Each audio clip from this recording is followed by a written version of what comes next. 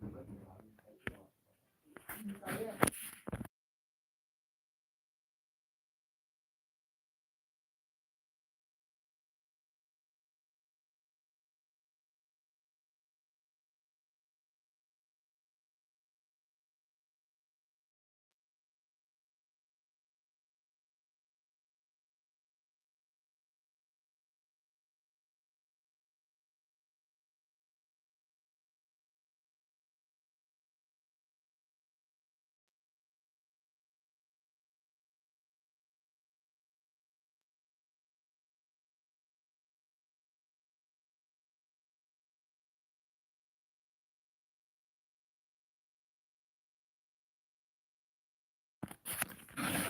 there, this is Crystal Racing.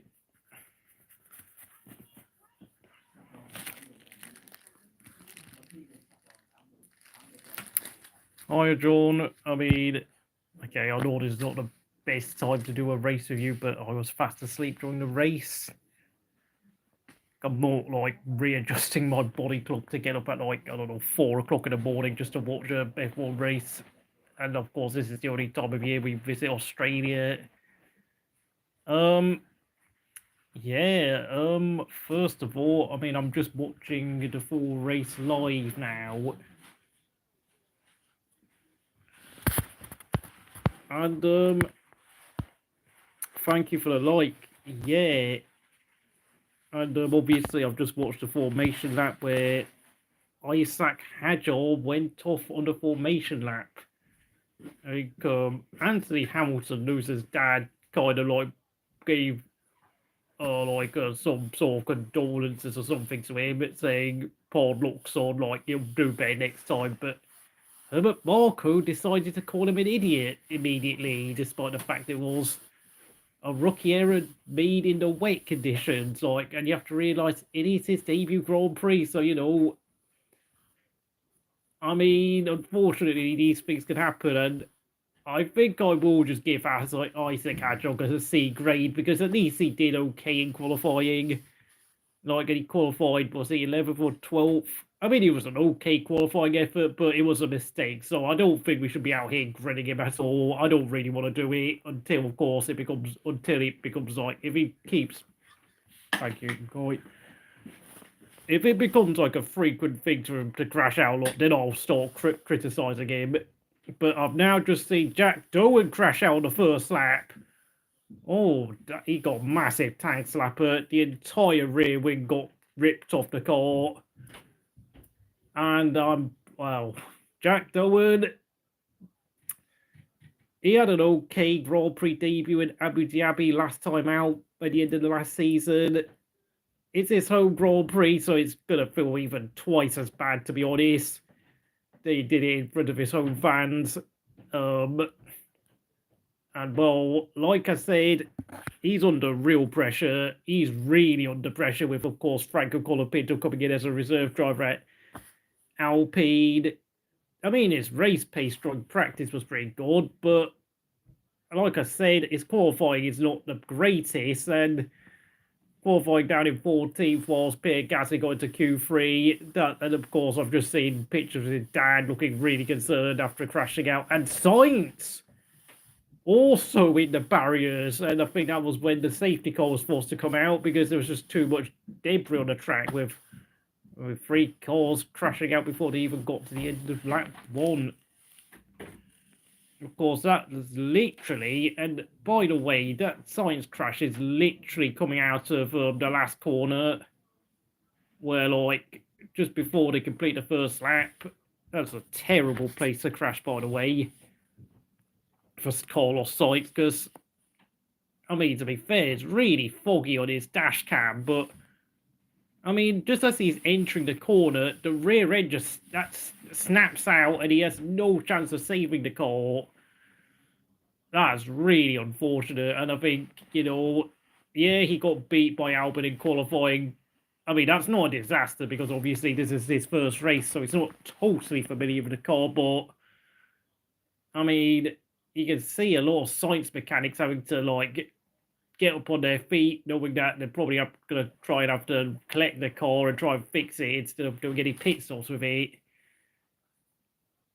Oscar Piastri got an excellent start by the way, but then Max Verstappen did the switcheroo coming out turn 2. My God. Obviously, I don't want to spoil it too early on for anyone who hasn't watched the race yet, but I am looking at the list of the bottom 10 where we did have quite a fair amount of chaos in the very, very wet conditions today at Adelaide, not Adelaide, Melbourne.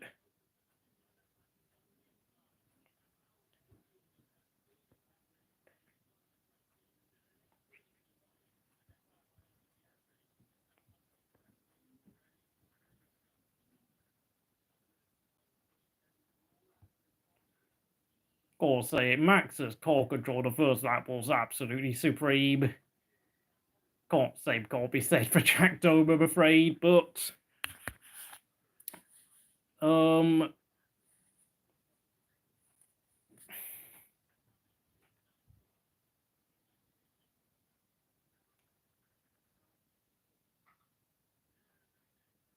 oh yeah, I do remember we actually stopped raining after like the first 2 or 3 laps under the safety car. And I think as the race progressed, some of them went onto the dry compounds, funnily enough, despite the fact there was still a fair amount of standing water on the track. I mean, Norris did a 1 minute 15 flat in qualifying, which I think that's almost 2 seconds faster than the pole lap from last year. So these cars are ridiculous. Oh well, I don't know whether they're going to be the fastest cars ever, but they're getting pretty close to the 2021 lap times. 2020, when Mercedes were dominating with Hamilton and Bottas. I mean, the Mercedes W11 from 2020 was just absolutely unbeatable. I think that might just be the very greatest car we've ever seen in F1 history in terms of raw pace and dominance. But this McLaren does look like it is getting quite close to that sort of speed. And of course, I'm now watching the restart on lap 7. Norris leading Verstappen and his teammate Piastri. But they do produce an insane amount of spray, these bigger cars with ground effect. Of course, with ground effect, it really does make the spray even worse than it already is. I've seen it. I mean, Leclerc had a great start. Hamilton had an average start. Tsunoda and Albon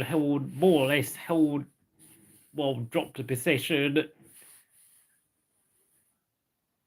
Alonso got into the top 10 after all those drivers got eliminated on the first lap.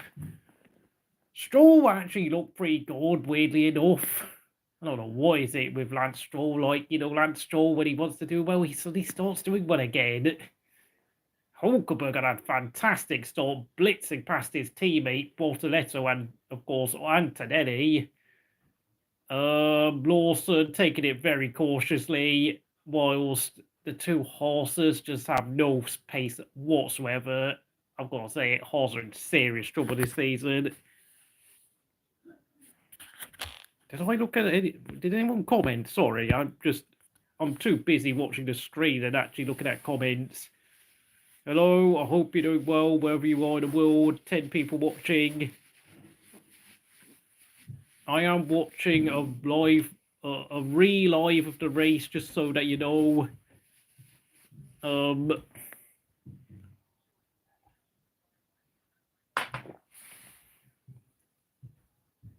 Looking at the list, yeah, Bortoleto and Alonso then, I think all the retirees were people who crashed out, by the way. There were no mechanical failures, so I don't fully know what sort of, how good the car's reliability levels are, but I do presume that now that we're in the 4th year of these ground effect cars,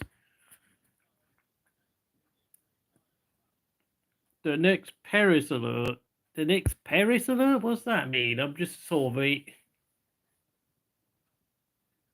main tyre is cooled down the front left for Leclerc.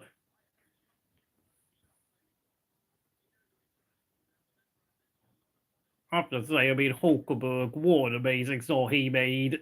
Absolutely unbelievable. And I think I will get onto him later. Bortoleto, I mean, when he crashed out, I mean, he was on the wet tyres. Bit of a rookie error by him.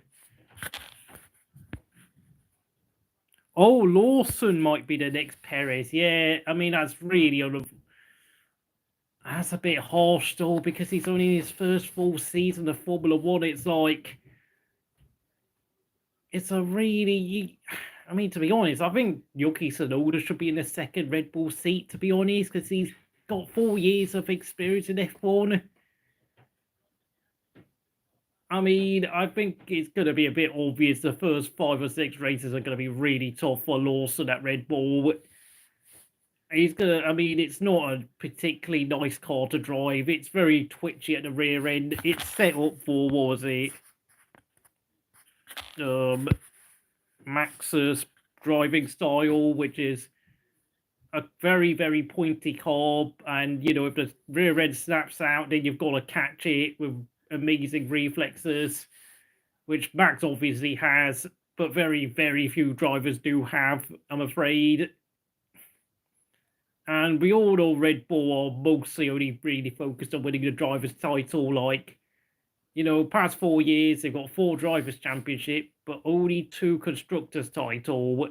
And only once did they succeed in getting Max and Perez to finish first and second in the championship. So it is what it is. And I think, you know, I mean, the only reason why they took on Lawson is mostly because Lawson actually made a bit, actually impressed in his few outings over the past 2 years when he replaced De Vries and when he replaced Ricciardo.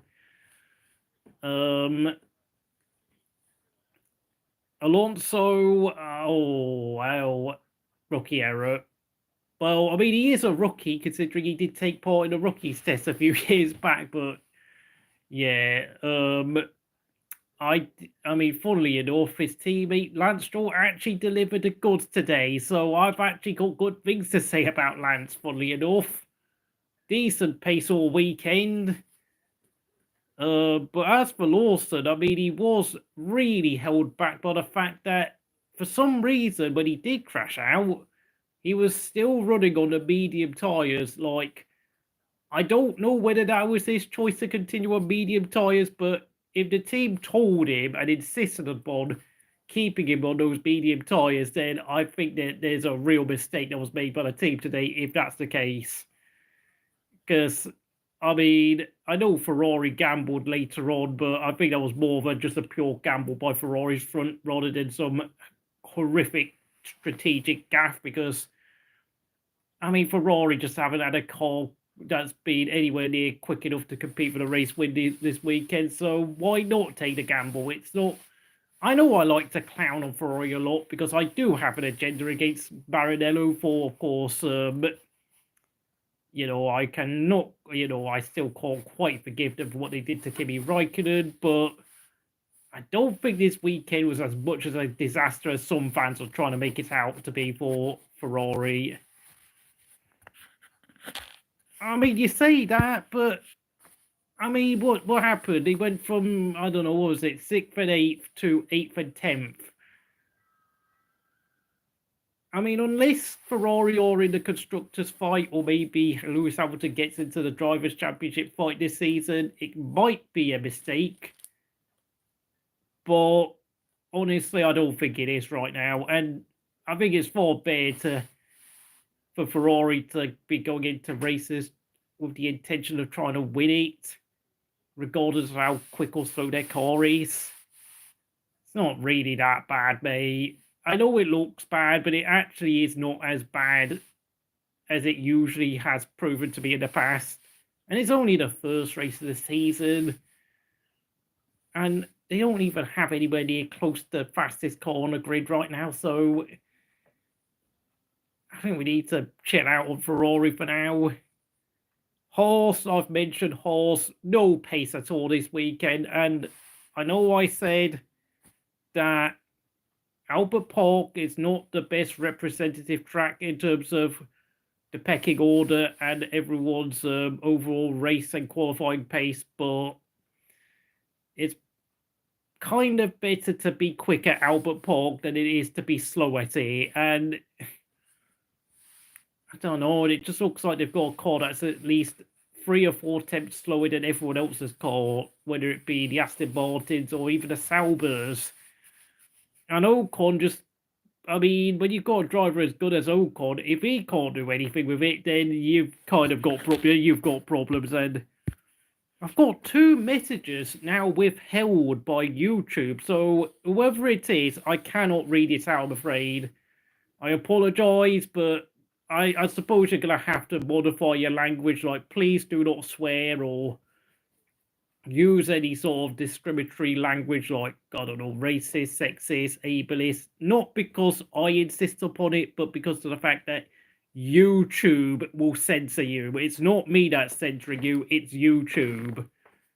I honestly don't care if you, well, most of the time I don't care what sort of language you use, but I mean, personally, if you're going to start insulting me, then I might have second thoughts about you on the channel, but very rarely do I ever come across any questionable characters in my chat, thankfully.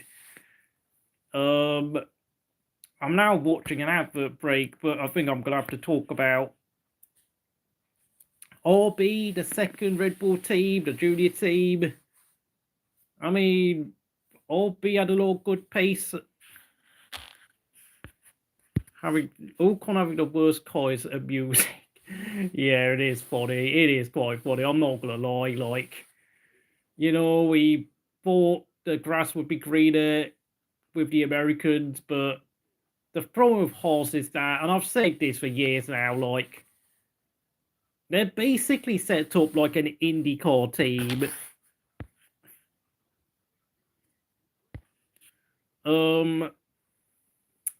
You know, they use a Delora chassis.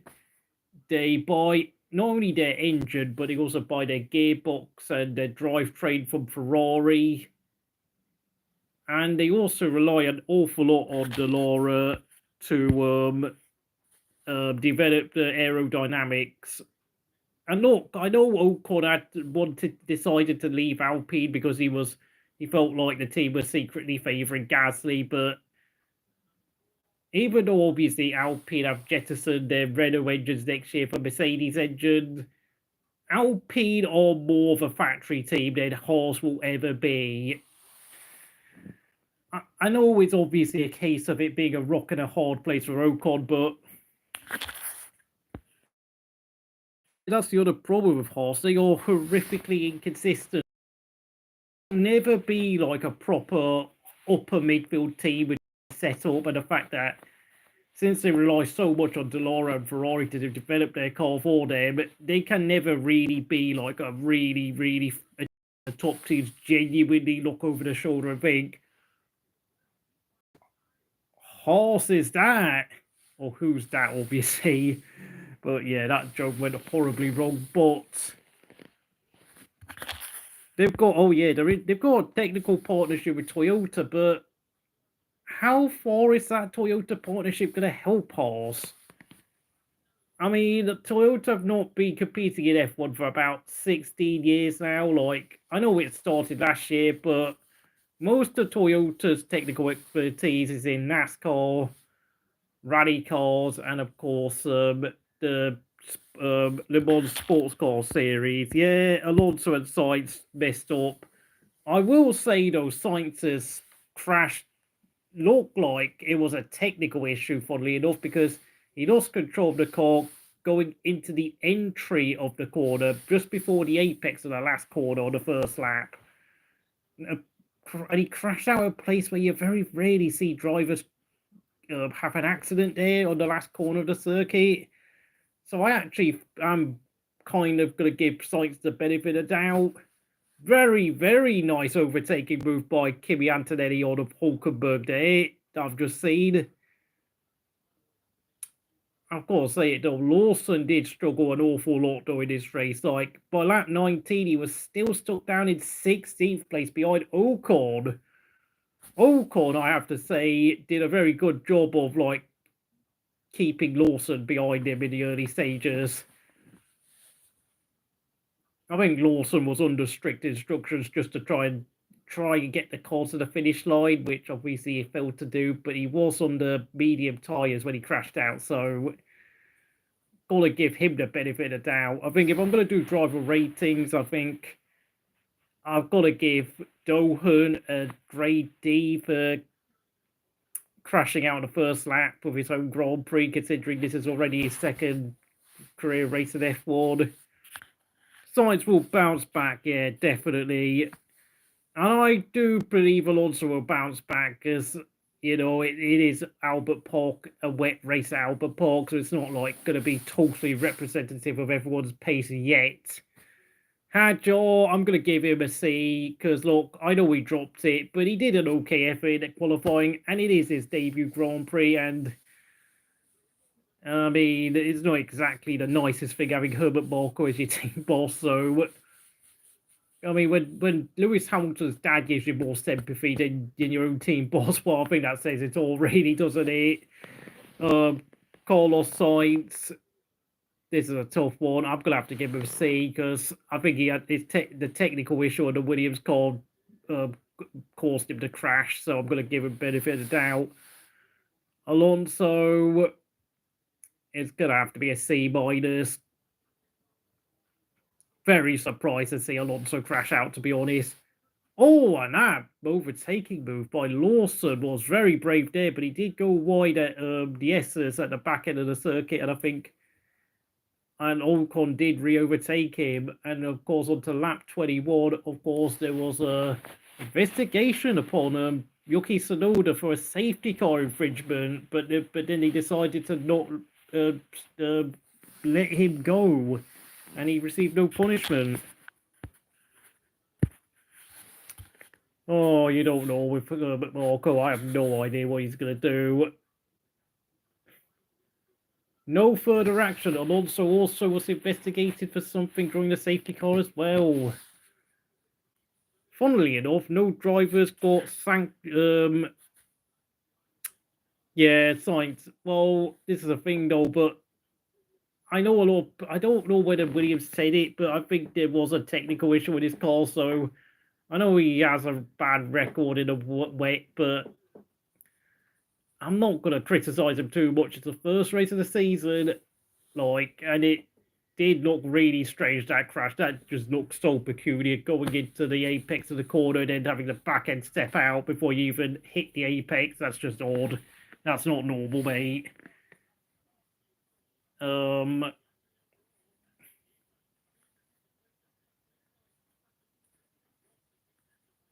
be fair, Aston Martin did look like they had good race pace, by the way. It's just, I think in qualifying, they can't get the tyres warmed up to optimum temperature. Hence why they qualified so far down.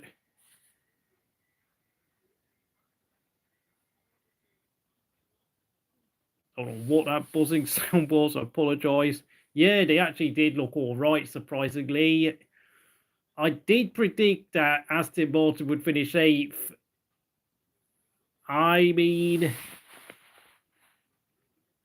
I think I probably did jump the gun a little bit with Aston Martin, if I'm going to be honest, and the fact that obviously my opinion of Stroll has already dropped even further down than what it already was, which was pretty low. But he did a good race today. How surprising is that?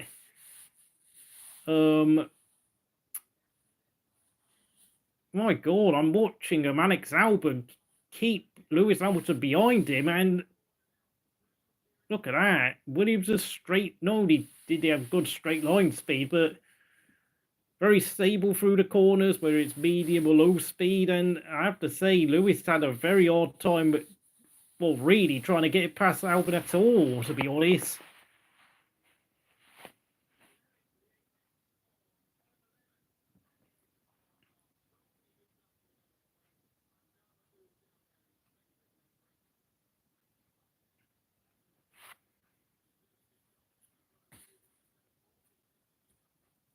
Antonelli did move up the order very nicely, I've got to say. Okay, I know he wasn't like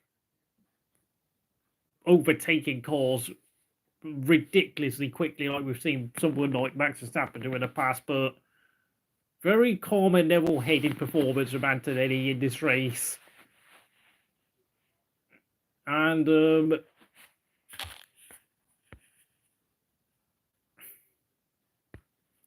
I will never give Lance Stroll credit. That's who he's talking about.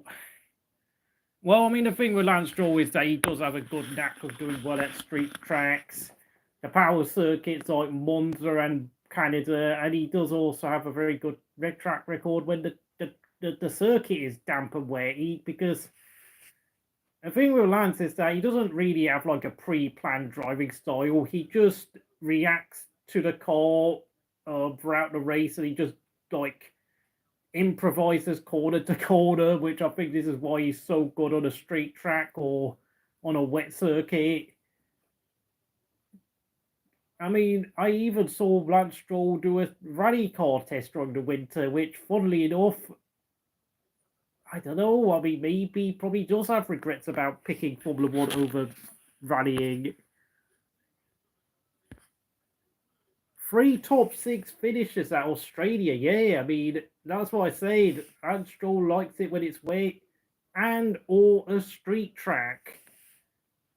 Because, having like a precise pre-planned driving style and technique is not exactly necessary for those type of conditions. It seems to be Stroll thrives on chaos more than anyone else, which of course makes you wonder why he picked F1 over rally cars. I mean,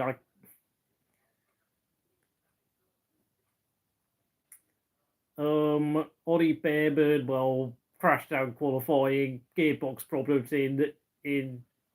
crashed out in the practice, gearbox problems in qualifying. Yeah, I mean, that's what I said. Well, funnily enough, yeah, he crashed out in Singapore when it was dry, yeah. I don't know. I mean, the thing with Lance Stroll is that he's not actually necessarily the best when he's pushing flat out. He's much better when he's just trying to adjust, when he's like in a state of mode, when he's having to adjust his driving style and drive a little slower than what we normally would do in dry conditions. That's such the weird thing about Lance Stroll, is that he's better when he's having to like hold himself back and adapt to really dangerous conditions. And I think you also have to remember, obviously, he injured his wrist before the Bahrain Grand Prix 2 years ago, and yet he finished 6th behind his teammate Alonso. When I think partly because he really had to concentrate. It's like, when you put Lance Stroll in a really difficult situation, he actually thrives on having to actually give, because that's like the only time I actually feel like he's actually like really concentrating. So, I mean, it makes me think that he actually should have gone to rally WRC instead of F1. But it's all a bit too late for him to do that, I'm afraid.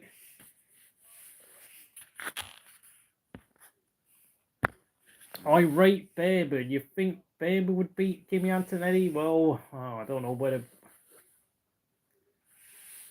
I don't know, mate. I think we're going to have to wait about 3 or 4 years' time to really assess them properly.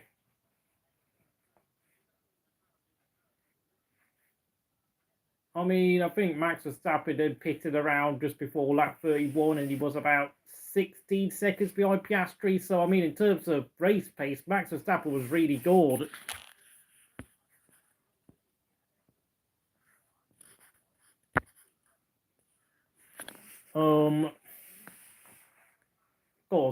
Obviously, I did see what happened to Piastri, which was not good, but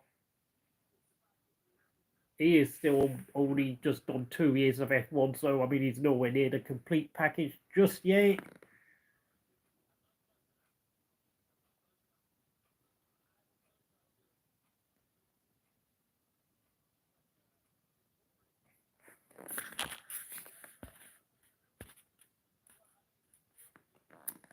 Feel bad for Hamilton. Well, he did. Well, no one's forcing him to drive for Ferrari. That's all I'm going to say. I mean, I think Hamilton has underestimated the challenges of driving for the boys in red. That's all I'm going to say. I mean, obviously, he's lost his qualifying speed, but we're going to really see Hamilton. Niblo was crying. Oh, that's a bit cruel, mate. Oh, jeez. I don't know what Niblo did to deserve that sort of stick, but I mean, it's not like Ricciardo or Webber had a particularly great track record around this track, I'm afraid. I did work out there was this weird statistic where Jenson Button won the Australian Grand Prix 3 times in his career. Mark Webber managed to win the British Grand Prix twice, I think, obviously in 2010. Bond did it at Australia, then Webber did it in Britain, and then they did the same thing again in 2012. It's like Webber was brilliant on our shores, whilst Button was brilliant down under, but yet when it came to their actual home Grand Prix, they completely flopped, and I think in both drivers' case, neither of them ever even stood on the podium at Silverstone or Albert Park when it was their home Grand Prix. I think Niblo is very, very familiar with the sight of watching Australian drivers struggle to thrive at Albert Park for some reason. And of course, we've just seen Doohan obviously crash out on the first lap, so looks like it really is a real thing, the curse of the Australians at their home race. And okay, I know Adam Jones also did manage to race at the Australian Grand Prix when he was F1, but of course he was like 40 years old and at least 5 years past his best by that point. So he was driving for the Haas Lola team. So I mean, to be honest, he's probably like got a massive asterisk to his name because he never actually got to race it in Australia when he was in his prime around the late 70s or 80s, early 80s, I mean. Yeah, I mean, but Piastri did a very good job of, I don't know, using the clutch to basically dig the car out of out of the very wet grass, because usually if you go off at the penultimate corner on the grass, it's actually quite easy to get it out of the grass, but because it's so wet, I think the tyres dug in a little bit and he had to like use the clutch and dig the car out, kind of a bit like what Kimi Räikkönen did at the US Grand Prix 10 years ago, or be it Kimi actually dug himself out of the gravel, but he'd already damaged his car too much to continue.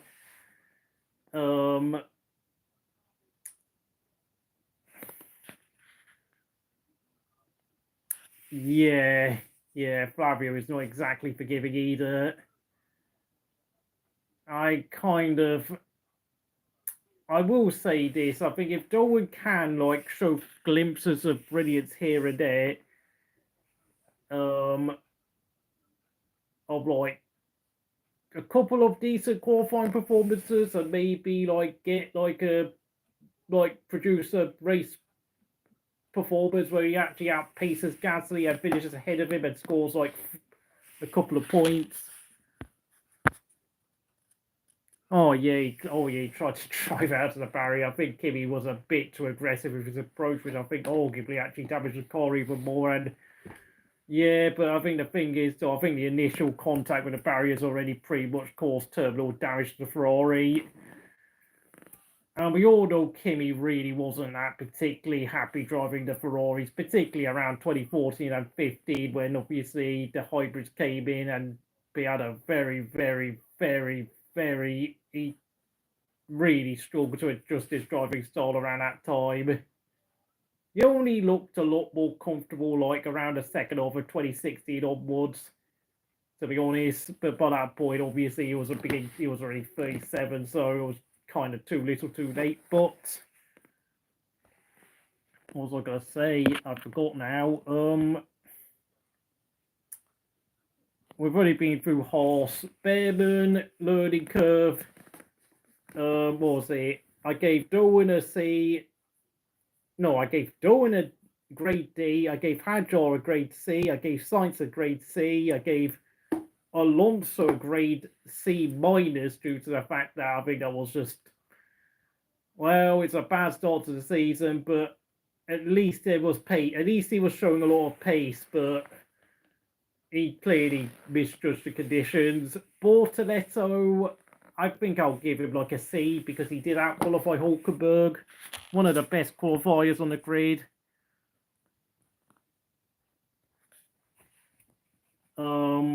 Lawson, I'll give him a C. And I will say this, I'm actually not going to give like Lawson any sort of, because I know he's going to struggle, I think I will be giving Lawson a lot of grade C's because deep down I don't really know.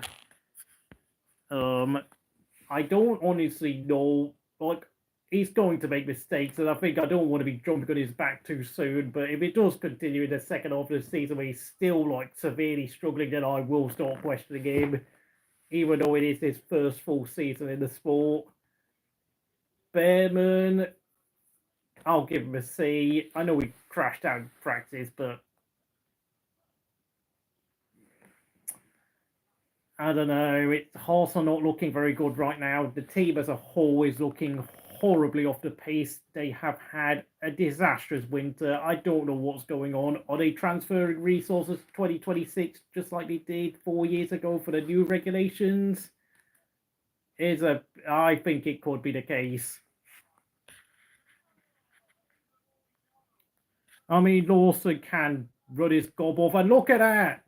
Lap 34. Alonso has crashed out. Alonso losing it. Oh, I think he got his wheels on the marbles, and that's all she wrote. Thankfully, though, Lance Stroll was having a good day, so it didn't cost him too dearly there at Aston Martin. Although it did cost him the chance of getting double points and really, really the opportunity to prove someone like me horribly wrong in my predictions of only ranking them down in 8th place. But I did say that Alonso's age could start catching up, and I think that we might have had a glimpse there of that being the case. I'm afraid. RB, I think they've got good pace, but whether their qualified performance is actually representative of their real pace, I have no idea. Alpine, I'm going to get on to Pierre Gasly because I've got to say it, that mistake he made. Okay, Bearman C, Ocon grade C, Lawson grade C, Bortoleto C, Alonso C minus, Sainz C, Hadjar C, Doohan let's grade D for bidding on the first lap. And Gasly, oh no, I don't even know what to do with this one because, well, with Doohan as a teammate, he doesn't really have a frame of reference anymore. He doesn't have a reference point at this point. And, well, the team are very much reliant upon him to actually make sure that he scores points regularly. And clipping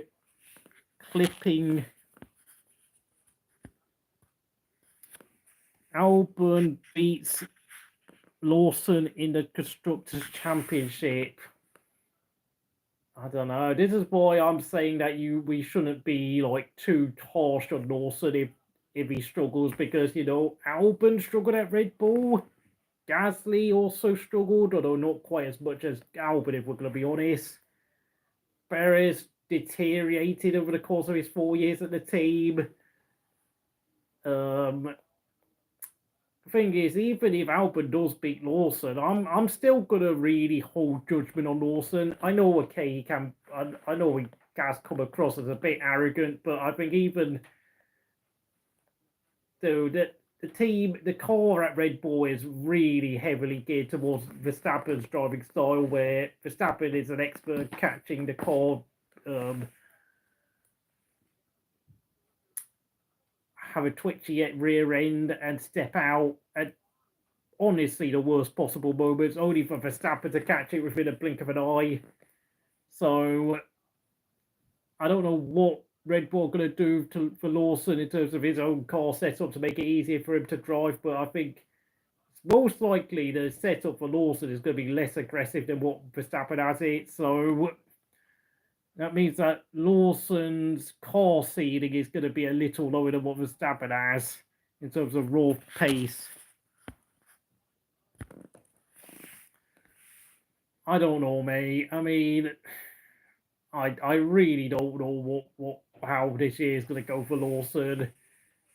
Hence why I said that Red Bull probably finished third in the constructors, because I don't know. I have no idea. It's like, I mean, there's a good chance though if Kimi Antonelli gets off to a good start, Mercedes, that Red Bull will fall to 4th place instead. Because I am actually kind of surprised how well today's race went for Kimi Antonelli, and I think, you know, the hype is real for Andrea Kimi Antonelli.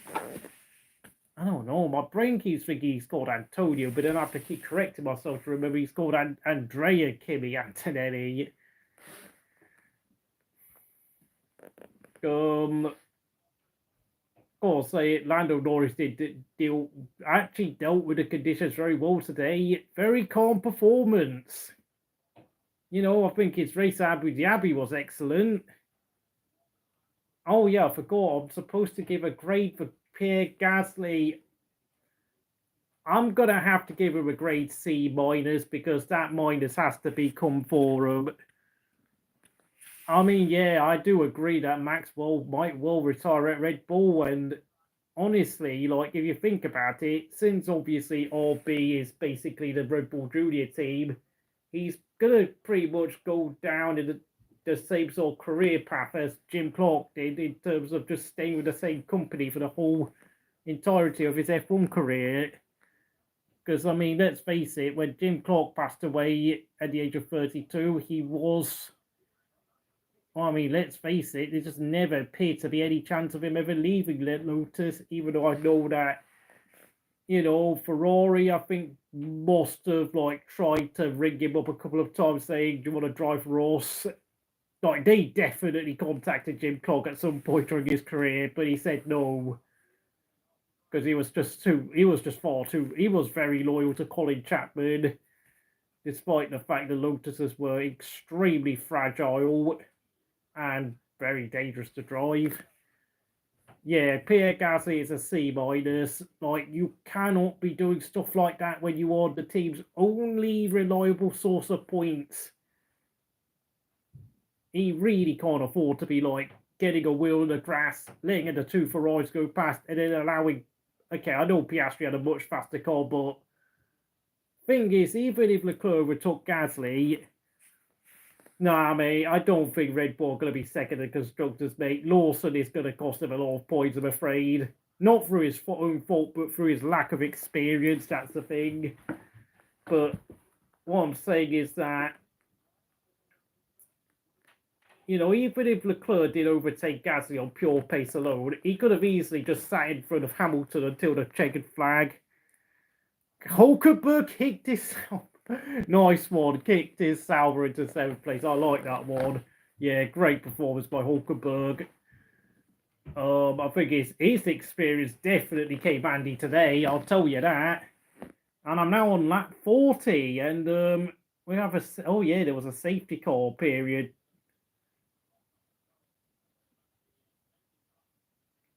Or what was it?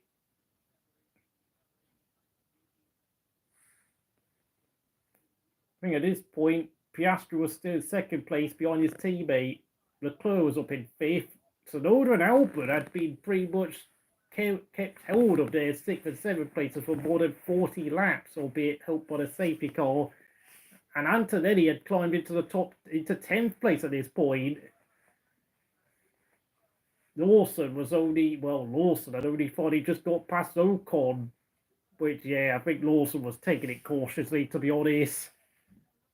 And frankly, I mean, the last thing he wanted to do was crash, but obviously, I mean, by lap 42, the track was actually looking pretty dry. I have to say there were still a few wet patches, but it was pretty much, I mean, very much a dry line. Had pretty much covered about 95% of the track at this point.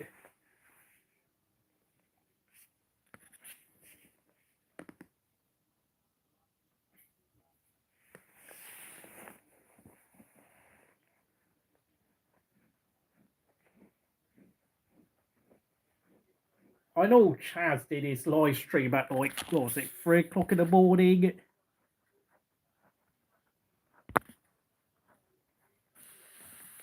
You'd rather have Hamilton dominating than Norris? I don't know about that, mate. I don't know about that. It's not that I prefer one driver or the other, to be honest.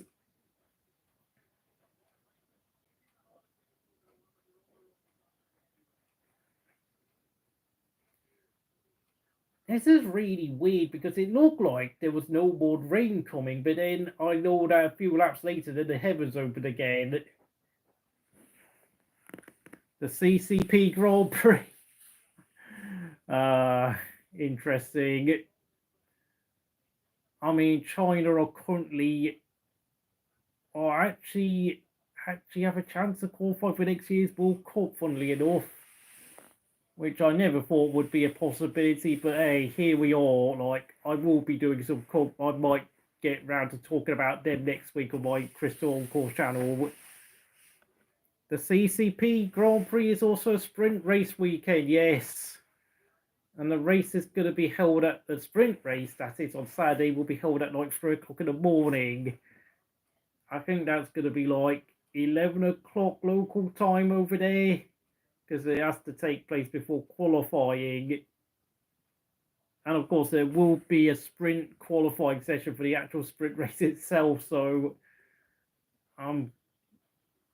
oh, lap 43, it's looking a lot dark already. Oh, yeah, you can tell. I mean, all of a sudden, the sky's got much darker within 2 minutes. Hello there, say Regara. I hope you're very happy. I know you are delighted. Gotta say, Piastri was doing a very good job before, obviously, the calamity that would come in about, what was it, lap 47-ish. Leclerc actually overtook Albon for 6th. Oh, wait, hang on a minute. No, Tsunoda overtook Leclerc. I got it the wrong way round before, obviously, the shenanigans towards the end. And now I've got an advert break, so...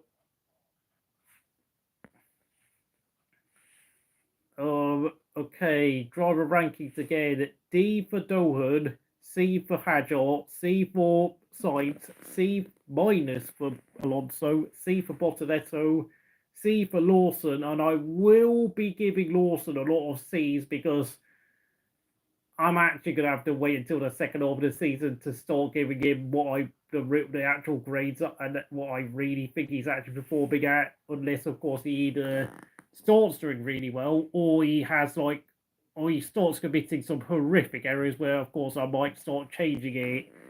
Bearman is a C. Ocon is a C, and I think, to be honest, Haas are going to really have a terrible year this year unless they sort their car out. Tsunoda, I think they got their pit strategy wrong, didn't they, for Tsunoda? He was having a very good race, but the pit strategy under the final safety car, and of course when the heavens hit, just totally ruined Tsunoda's chance of scoring a lot of points today. Oh man, I think I'm gonna have to give him B minus. I think, yeah, I mean, I'm gonna give Tsunoda a B minus. I think obviously I can't give him like a full B grade because what happened was not his fault, if I'm gonna be honest. But oh my god, I'm being forced to watch an advert for a lady who was diagnosed with throat cancer because of the fact she was a lifelong smoker. Damn, that's grim. Good race by Tsunoda, but no points, so that's really unfortunate. Gasly gets a C- for bottling that 8th place he had at the restart, and I like Pierre Gasly. I'm a big fan of him. Yeah, C-, yeah, minus. But you're the only reliable point scorer that Alpine have right now, so that sort of mistake is going to... Yeah, it's going to really make Flavio Briatore and the whole team quite irritated with you, and justifiably so, because we don't know what level Jack Tobin is at, to be honest, so... Yeah, as I did say to Will earlier on, the Aston Martin were pretty good.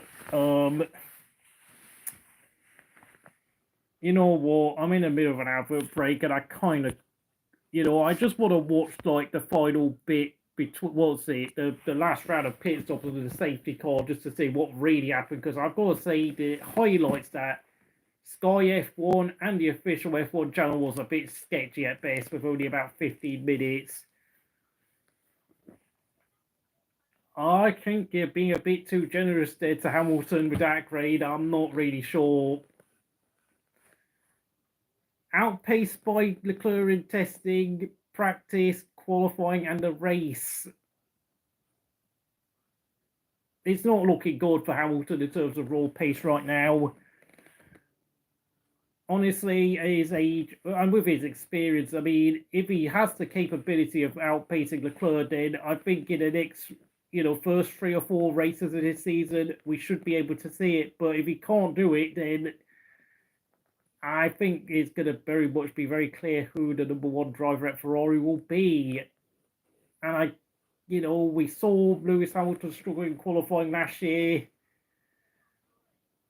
He's 40 years old. Once you start losing speed, you don't get it back. You don't get it back at this age. Kimi, Raikkonen, Schumacher couldn't recover the speed when he hit their 40, so why should it be any different for Hamilton? And by the way, with Fernando Alonso, we don't even know how much speed he's lost, because Lance Stroll is not a good point of reference at all. So that's actually quite uncertain when it comes to Alonso, I'm afraid. But he's never been particularly quick in qualifying in his prime anyway. So he's always made it up with his amazing racecraft.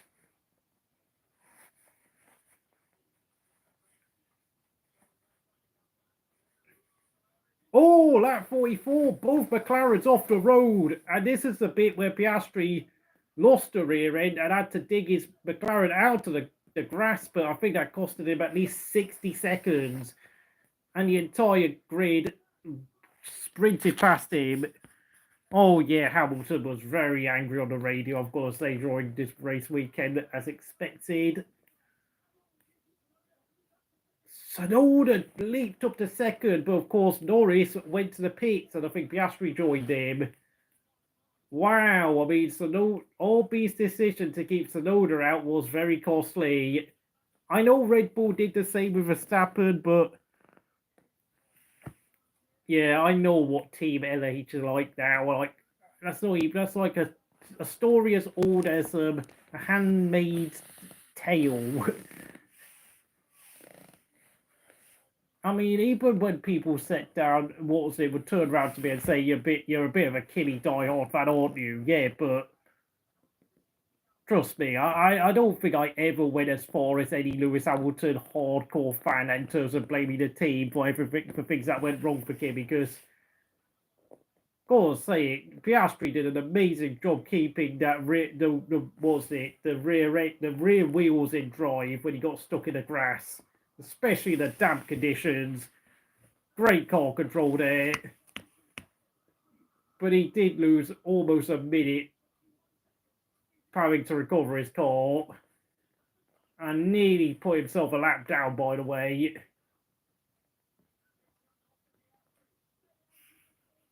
Max Verstappen stayed out on lap 45 while Tsunoda stayed out, but I think for Tsunoda, I mean, that definitely costed him. And I know Ferrari kept both cars out even longer than anyone else, but, you know, before the heavens opened again to start raining again, I mean, they were only 6th and 8th, and, you know, what was there to lose for Ferrari, to be honest? Like, unless those 7 points, I don't know, cost Ferrari the constructors' title, or maybe cost Hamilton the driver's title, which at this point is already looking very unlikely anyway. I don't think it was that much of a bad idea by the Maranello boys to keep both cars out of the way. But there's no doubt, was it? McLaren chose the perfect moment to pit Norris. Like, McLaren are definitely winning the constructors. I can guarantee you that. This car is just too, like, last year they were like off the pace for like the first 4 races. I know they started looking particularly quick in the like Miami onwards. Yeah, the 2 point. Well, yeah. I mean, they're obviously. I think they're on the same. Are they on the same number of points as Mercedes? I'm not sure, but I don't think Mercedes are fighting for the constructors. To be honest, in fact, I don't think anyone else is fighting for the constructors. I think it's mostly a fight for second, if I'm going to be honest, as long as Piastri and Norris keep doing what they're doing. Lap 46, Verstappen came in, but it does make you wonder that he did pit about 2 laps later than Norris. I do wonder, did that cost Verstappen a chance of the win today? Because, I mean, he was very close behind Norris come the checkered flag. And he came out in 5th place behind Tsunoda, so... And Norris got past him by that point. Oh, and look at that. Hamilton was already losing loads of time to Norris by this point, despite becoming the race leader. Staying out on a hard tyres. Oh, and he got overtaken. And look at that. Lawson spins out, crashes out on the medium tyres. My question is, did Lawson choose to stay out, or was that Red Bull forcing him to stay on the mediums? Because honestly, if I was Red Bull, I would have told Lawson to come in at least 2 laps earlier, like before Max did. Like, honestly, I think Red Bull should have told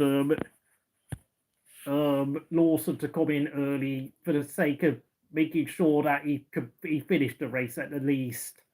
He wasn't going to score any points. Like, it's his first race with the team. Like, doing a full race distance should have been an absolute priority for Lawson rather than try and gamble on places for points.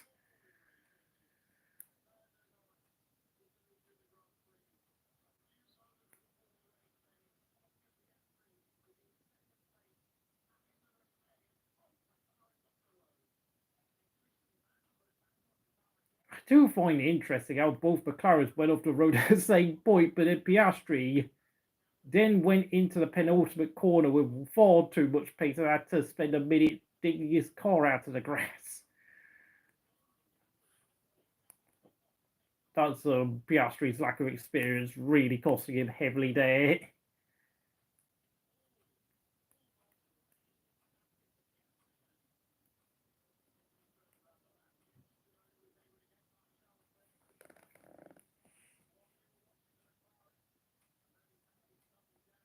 Lewis Hamilton pits on lap 48. No surprise what Lewis must have been feeling by that point. Although with only about 14 cars left on track, it wasn't quite as much as a catastrophe as some fans make it out to be. Yeah, but Norris was the one who qualified on pole position, and you can realise it's quite hard to overtake Albert Park. What a shame. What a shame, but you know, it's going to be an interesting driver's title fight this year, I'll tell you that. Max, Norris, Piastri, Russell and Leclerc are also probably possibilities for the championship fight. Although I have to say the Constructors' title is definitely going to McLaren, and I think they'll probably win that Constructors' title with like a race or two to spare this year. Maybe even sooner than that. And Bortoleto, yeah, he crashed out, but he was on the intermediate tyres, and he's definitely at fault for this one. I know I gave him a C grade, but I think he drove fairly well enough during the race, but unfortunately, his lack of experience also costed him. Oh yeah, Lawson crashed out, what's it? Coming out of the second corner, just in front of Bortoleto, who had to slow down to avoid him. Unfortunately, Bortoleto then did exactly the same thing about almost a lap later. So, this is really hard to do gradings because, I mean, Ferrari told Hamilton to stay out in the hopes that the rain would disappear. So, but he did get outpaced by Leclerc in testing, practice, qualifying, and the actual race itself. It's got to be a C plus for Hamilton. Just because, I mean,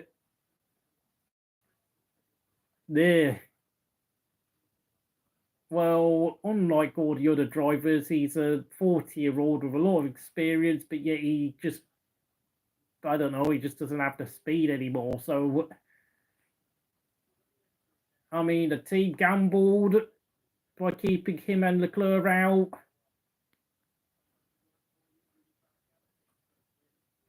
I mean, the thing is that the rain stopped, Hamilton would have won the race. So I don't even know where to. I mean, had he won the race, then he'd probably get like a B plus from me instead. It's a tough one with Hamilton.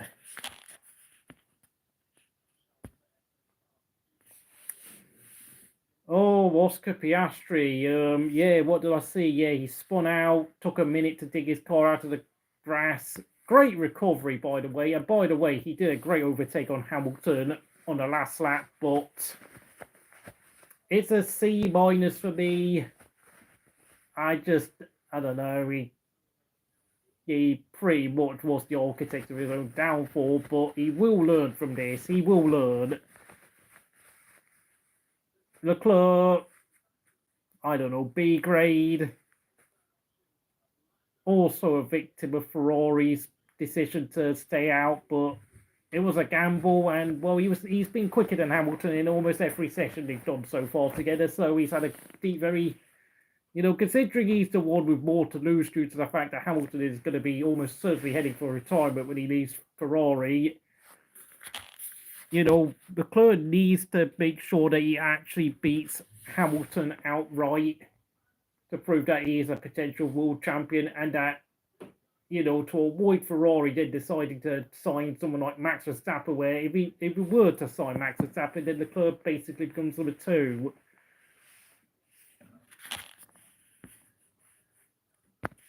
A minus, that's very generous. That's very generous, I've got to say. It's not like either Leclerc or Hamilton drove quickly, but they just couldn't find like anything in their setup to make their cars go faster. Sauber, Nico Hulkenberg. Now this is where the A grade comes in. Yeah, he gets an A because I predicted Sauber would finish 9th in the driver's stand in the team standings. I beg your pardon, and yet they're now already up in the top 4. Ahead of Ferrari. What a start to the season. No, not top 4, top 5 more like. Wait, let me just count. 1, 2, 3, 4. Yeah, they're 5th right now. They're 5th in the standings. Hulkenberg, I know he was outside the top 10 before the last 15 laps, but excellent timing with the pit stops. Kept his car in between the 2 white lines. Kept both Ferraris behind him. Kept Gasly behind him. Did everything right. I know he got out-qualified by Bortoleto, but those 6 points are going to come in very handy for Sauber, who or very much focusing on 2026 when, of course, Audi will come in. Oh, the window liquor, eh? Oh, this is an awkward one because usually at the start of the season, I tend to pretty much think about when will I get to the point where I'll start considering disqualifying Lance Stroll from my driver's standings, but I think it's one of the best starts to a season Stroll's ever made. 6th place, 8 points on a day when his teammate crashed out. I think he also gets an 8 grade as well because I predicted Aston would finish 8th in the team standings, so both Stroll and Hulkenberg kept their nerve and got a lot of valuable points for their team when their cars are not that quick. Not that, I mean, obviously Stroll, just like Hulkenberg, was also outside the top 10 for basically the first 44 laps, but you've got to be there to pick up when others fail. I know Stroll's never done much of that, but today he actually did do that. 5th, Alex Albon. I think he was doing fairly similar lap times to Sainz in testing. He out-qualified Sainz in qualifying, getting himself 6th place.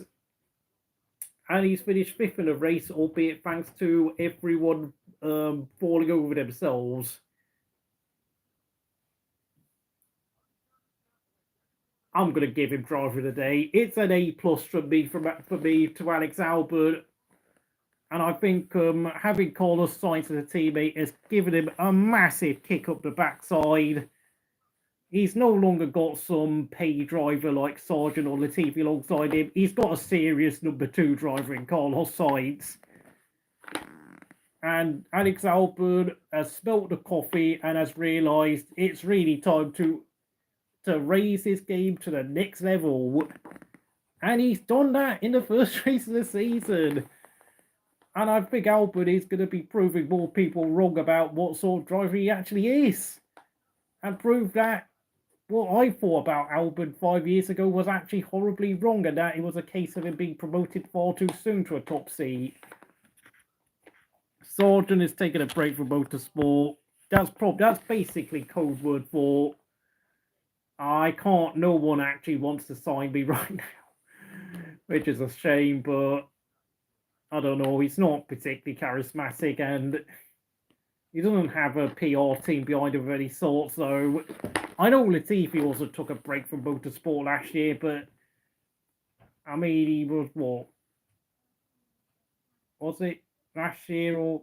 Oh no, he's not raced since 2022, has he? I don't know what's gone on with Latifi. I think the problem with Latifi is that he just damaged his reputation so much being the number 2 driver at Williams to the point that I don't think any amount of PR could save Latifi, I'm afraid, because everyone just made fun out of him. But he did score a lot of points. Well, not a lot of points, but he did have 3 or 4 points finishes. But he never really made any solid contacts outside of Formula One.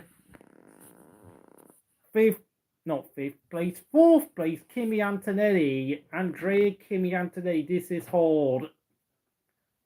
And it is his Grand Prix debut, and he is only 18 years old, but he is driving a Mercedes.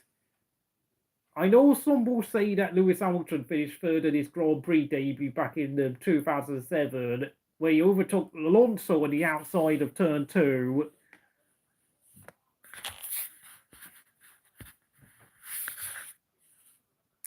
Oh, right, he's going to go and work for his dad's business or something. Yeah, I mean, that pretty much sounds like what Real Arianto did when he left F1 all those years ago. Yeah, well, I don't know. I mean, in motorsport, if you actually want to go and race GTs or sports cars, then you actually have to be prepared to join those series at a very young age as well now. So just saying that you once raced in F1 for a couple of years is no longer enough to be able to then move on to another series like IndyCar or sports cars anymore, or even touring cars for that matter. I mean, being an F1 reject is not really going to impress outsiders anymore at this point. Antonelli, this is so hard because he started down in 60th. He struggled in qualifying, but his overtakes in the wet was absolutely outstanding today. Oh, it's so hard. It's so hard. You know what it is? Because he only finished one place lower than what Hamilton did 18 years ago, and only about 2 places lower than what Jack Villeneuve did almost 3 decades ago at this same circuit for Williams. I'm actually going to give Antonelli an A star as well, an A plus. Yeah, he messed up qualifying, but the fact of the matter is, you know what it is? I think Antonelli could have won the race had he got qualifying sorted out properly with all the chaos going on in front of him. His race pace was absolutely outstanding. And he, well, only finished less than 2 seconds behind Russell at the checkered flag. Russell drove a solid race in 3rd place. I'd give Russell a B grade though, because he more or less did what I expected. And I think Mercedes had a faster car than Ferrari. So, oh yeah, Pierre Gasly got on the grass, drove over a puddle and costed him 80 points with that one mistake. Okay, I know Piastri then crawled up the back of him and overtook him, but McLaren have the fastest car on the grid, so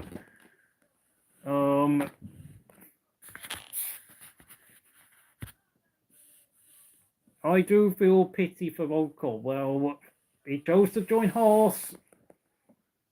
I mean, there's only so much I can feel sorry for Ocon. In fact, I don't feel sorry for him.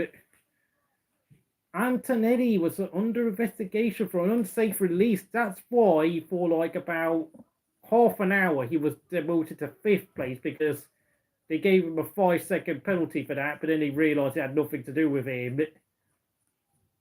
And it wasn't actually as dangerous as he thought it was. Verstappen, don't know, B grade, pretty much what I expect from Verstappen.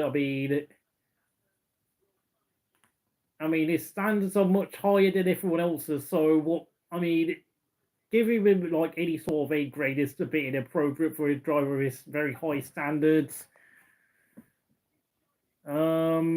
Norris, I'm gonna give Norris an A grade. He won the race, got fastest lap, led most laps in the race, didn't make any sort of mistakes apart from going off the road on lap 44-ish, but so did his teammate, and I think the race started coming down, so, well, it's not like it costed him too much time in comparison to Verstappen, and of course, I think Verstappen probably pitted 2 laps late, so maybe had Verstappen decided to pit on the same lap as Norris, he might have won the race, but I mean, Red Bull and Verstappen decided to stay out for 2 laps too long, and that gave the race win to Norris, so sometimes you need a bit of luck to win, and that's what Norris and McLaren got today. You know, yeah, Norris made a mistake, but then made the right decision to come into the pits when he realised the rain was coming down. So, you know, I think the best asset for success is to recognise when you made a mistake and correct it ASAP. And Norris and McLaren did exactly that. So who am I to criticise Norris today? Obviously, you know I've got a bit of an asterisk next to Norris's name for now, but today he actually did he did everything right.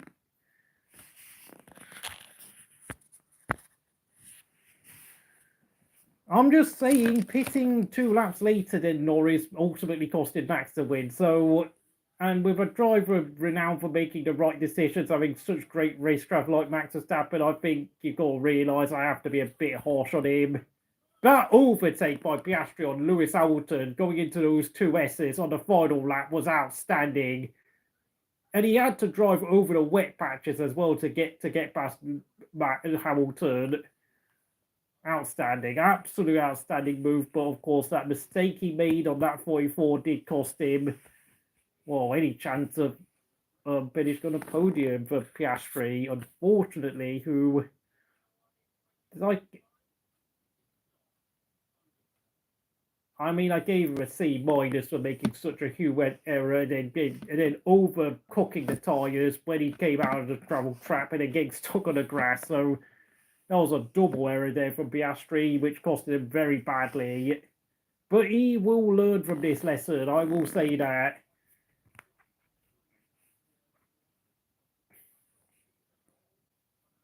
I know he'll be disappointed, but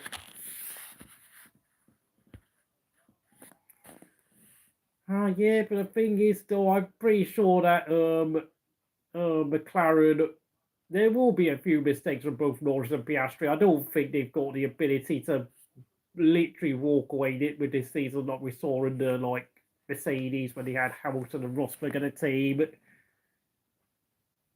Verstappen will definitely get a few race wins through his own brilliance. I think Mercedes and Ferrari will get a couple of wins as well. It's not that likely, mate. And you've got to realise, like, with these cost cap regulations, especially from July onwards, like, a possibility of McLaren pulling away is just going to decrease. Less win total time, less money to spend on development. You know, as long as they stay in first place in the constructors until July, then they can't actually walk away with it like Mercedes or Red Bull did under Sebastian Vettel, and certainly not what Ferrari did with Michael Schumacher. Which, you know what I felt like when I was a Kimi Raikkonen fan of watching Kimi's Mercedes blow up on the side of the road.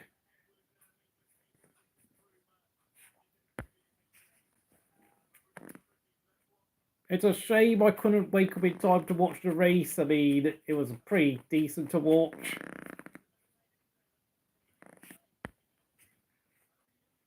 I mean, you can ask me any questions now. What do you think my predictions for the rest of the season are?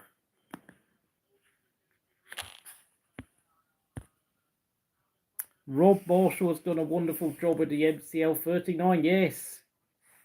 Continuing where they left off at the end of the season at Abu Dhabi is a perfect way to start 2025.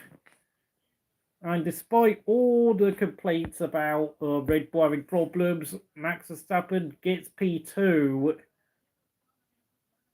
Like, that's what I'm saying when I'm saying that Max Verstappen is going to be a hard guy to fight against, because even if McLaren still have a car that's like 3/10 of a lap faster in qualifying, Max will be there on race day. Like, we've seen Max Verstappen climb up the order when he's qualified miles down the grid. It's like, you know, even if you have the strongest oust spray around you in your household, you can't. I mean, Max Verstappen is that sort of person who never gives up. He's like more obsessed than your, I don't know, than your old psychotic ex-girlfriend. That's what he's like. Although, of course, his dad is even worse in that respect. But how many races will Lewis Hamilton win in 25? I mean, if he wins a race or two, I think that will be a pretty good result, because honestly, I don't really see Ferrari. I don't think this Ferrari car is very quick right now. And on top of that, Hamilton's lack of qualifying speed is now going to mean that he's going to have a lot to do on race day. So, and frankly, I think there's more chance of Leclerc getting like 3 or 4 race wins and frankly winning more races if the opportunity appears for them this season. So,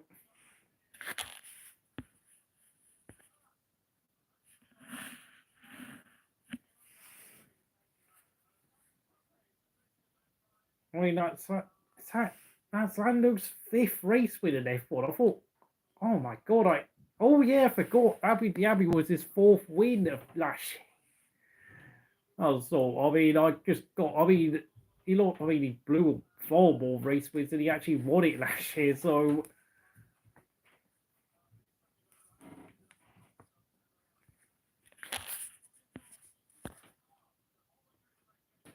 Norris finally has more race wins than Verstappen has championship. Oh, no, it is a bit weird, isn't it, to see Lando Norris actually hold his nerve over a race distance. Like, it's not, I mean, I think he's finally, like, moving on from that sort of mindset where, like, finishing 4th or 5th was a good result. Now he actually has to win races regularly.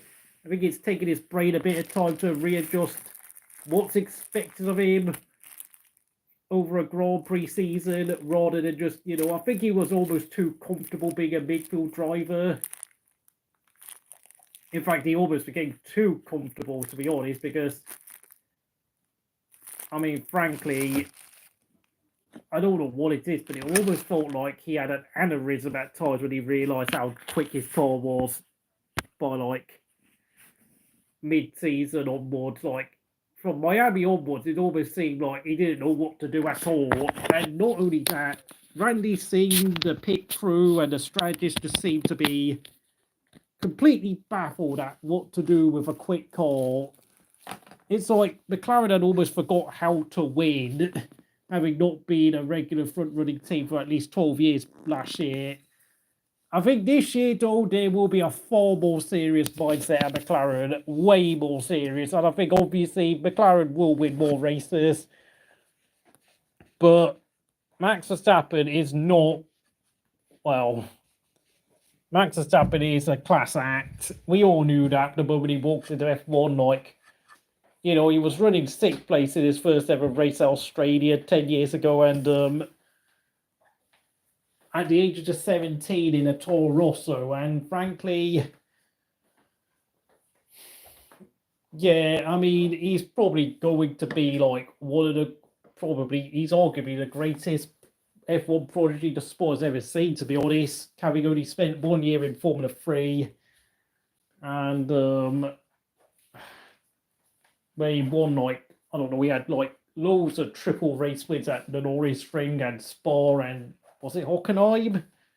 I know he only finished 3rd in the championship, but his performances in the wet were outstanding, hence why the hell Lando Norris really had to hold his nerve today against Verstappen, because we all know Verstappen can blow everyone away whenever, if he gets a chance to do it.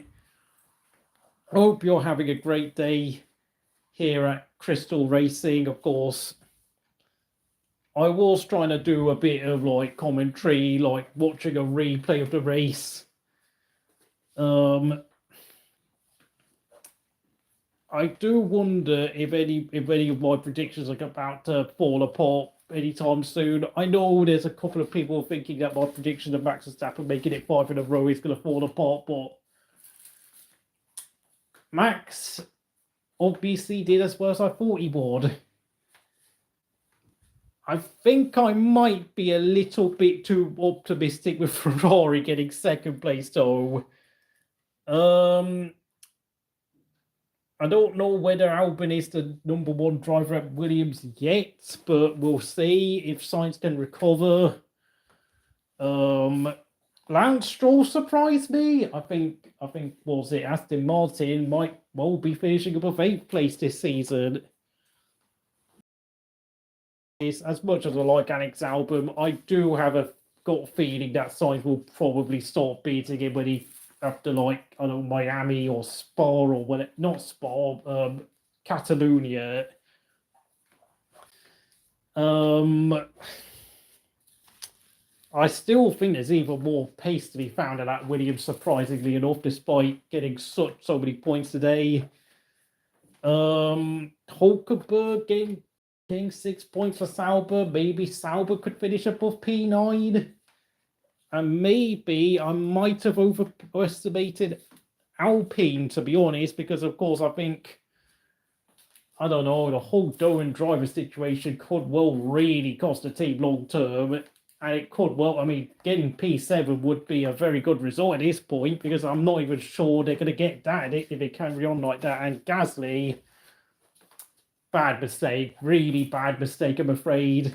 He could have at least finished 9th today, because I think He probably would have been overtaken by Leclerc, but I think he could have easily held Hamilton behind him, who in turn would have probably then had Piastri stuck behind him. And then, of course, Hamilton and Piastri would have been squabbling for 10th place behind him. So, yeah, that's at least 2 points dropped by Gasly today. Okay, it's not that many points, but it is. But when you're near the bottom, it is not. It could make a huge difference between quite a lot of places. I will say Red was in. Why do they call themselves Racing Bulls? I hate that name so much. Like, why can't they go back to Toro Rosso? Like, why did he have to choose Racing Bulls? It's so annoying. But RB race strategy could really cost them a lot of points. Obviously, Isaac Hadjar will make a couple of rookie errors. It is inevitable with him, I'm afraid. His lack of experience, whether the team likes it or not, whether Herbert Marco is pleased with it or not, will happen. Pretty unacceptable for Marco to be slamming his rookie driver as an idiot in his first race. Goodness me, I mean, when is he getting sacked? Like, but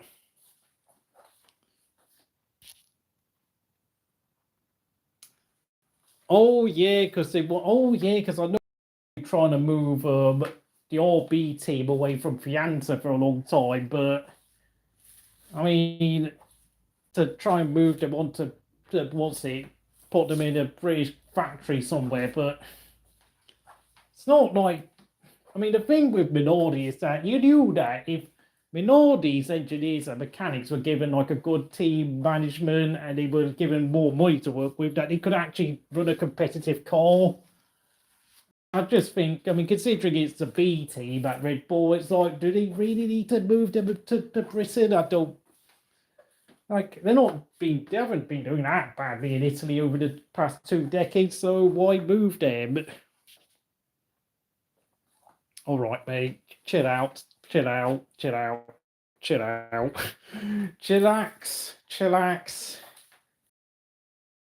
You've got some interesting opinions. I don't know. I think maybe you could swap Aston and Sauber around with RB and Alpine, and maybe we could be seeing finish 6th and Sauber finished 7th.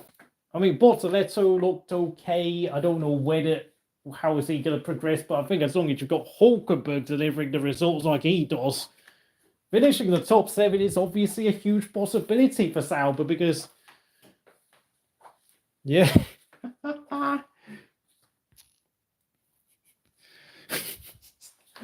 Oh dear. We've got 23 races to go, so you know, a lot can change. And of course, the cost cap regulations are gonna really, it will stop the top teams from being able to pull away, because obviously the gap between the front and the back is actually quite narrow nowadays.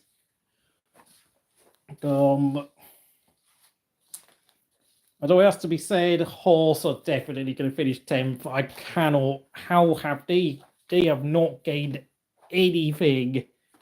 They have not gained anything over the winter in terms of any sort of speed. I think Haas have made by far the smallest gains over the winter break, and I did say that their IndyCar style setup as sort of is definitely holding them back at this point. It's not ideal. It's not the right way to do it.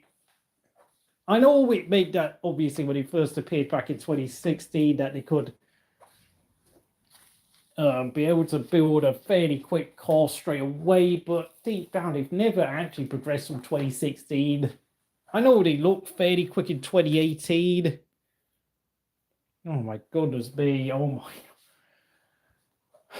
Yeah, well, he made his own bed. Now he's got to lie in it, and you know, he gets to be number 1 driver again, but he's the number 1 driver in what honestly looks like the worst team on the grid right now. So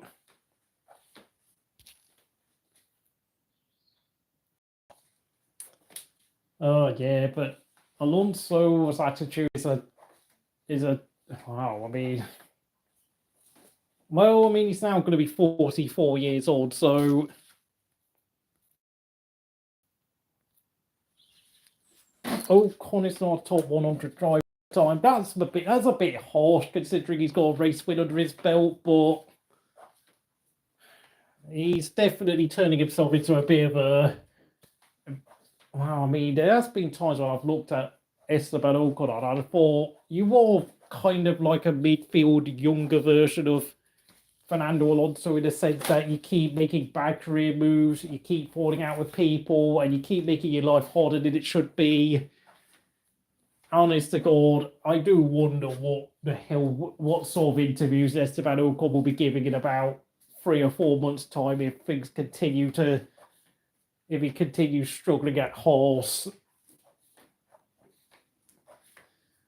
Really, I mean, I don't know. I think I'm gonna give Haas another 4 or 5 races to see where they really are. But if they're still struggling like this come Miami, then questions will have to be asked.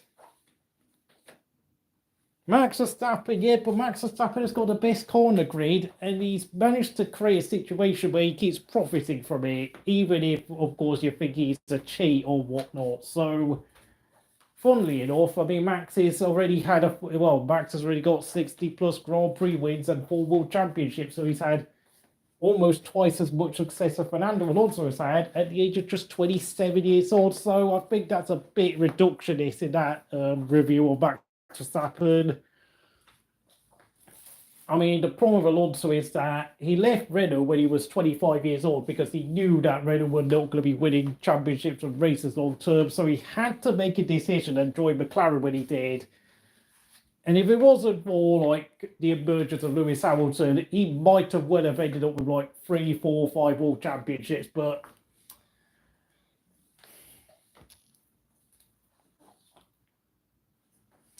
I mean, it's very unfortunate. It's very unfortunate, but yeah, well, you know,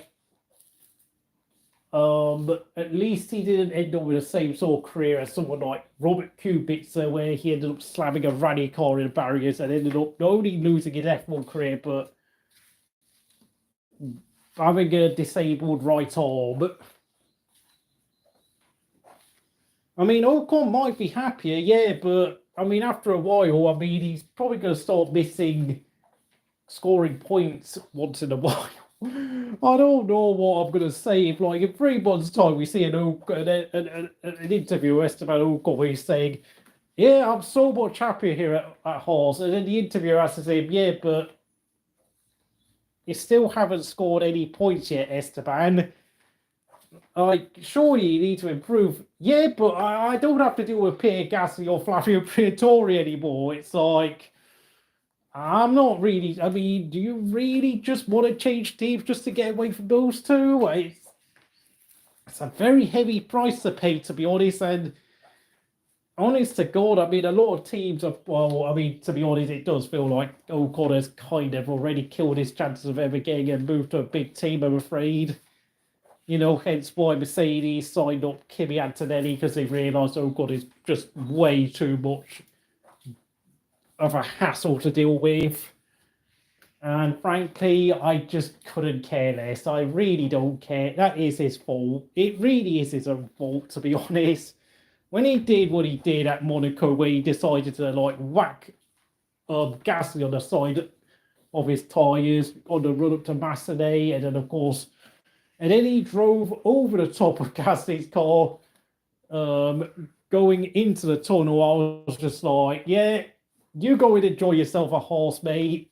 Like, I mean, really, you have no common sense. You just, you know, when I saw Ocon block Alonso twice during the 2022 Hungarian Grand Prix, I was just like, you know, I'm not a Fernando Alonso fan, but honestly, Ocon was in the wrong at the 2022 Hungarian Grand Prix, because no matter who your teammate is, like, you do not unnecessarily block your teammate when your team is in a constructors battle trying to get fourth place. And honestly, like, Alonso was absolutely correct to berate Ocon after the race, because it was like, you know, come out saying, I helped Ocon win the race last year. Because, okay, I know Ocon was more interested in trying to get one over Lewis Hamilton in terms of blocking him for a podium place, but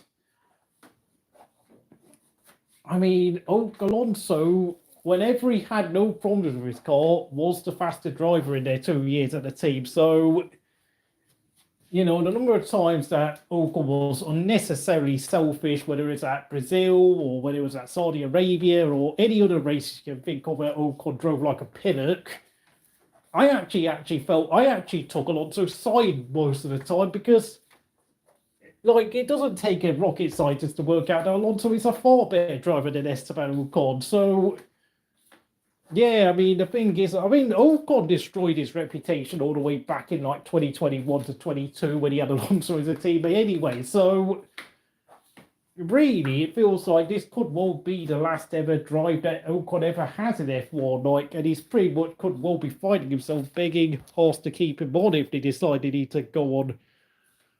If they feel like they need to, like, start moving on to the future, because I know Ocon is going to turn 29 this year. So, and then, of course, we also have to realise that we have no idea how good Bearman could become, because if Bearman starts to find his feet later on this year, then that could be even more bad news for Ocon, because I think the worst piece of news that could well strike Ocon is if, of course, there's a fluke race like we had at Qatar last year, and then Bearman finishes 8th out of nowhere, and then it turns out Bearman gets all the plaudits and all the praise and attention for the fact that he scored Haas's only points finish of the season. And then everyone turns around and asks, oh, God, what, like, why can't you do that?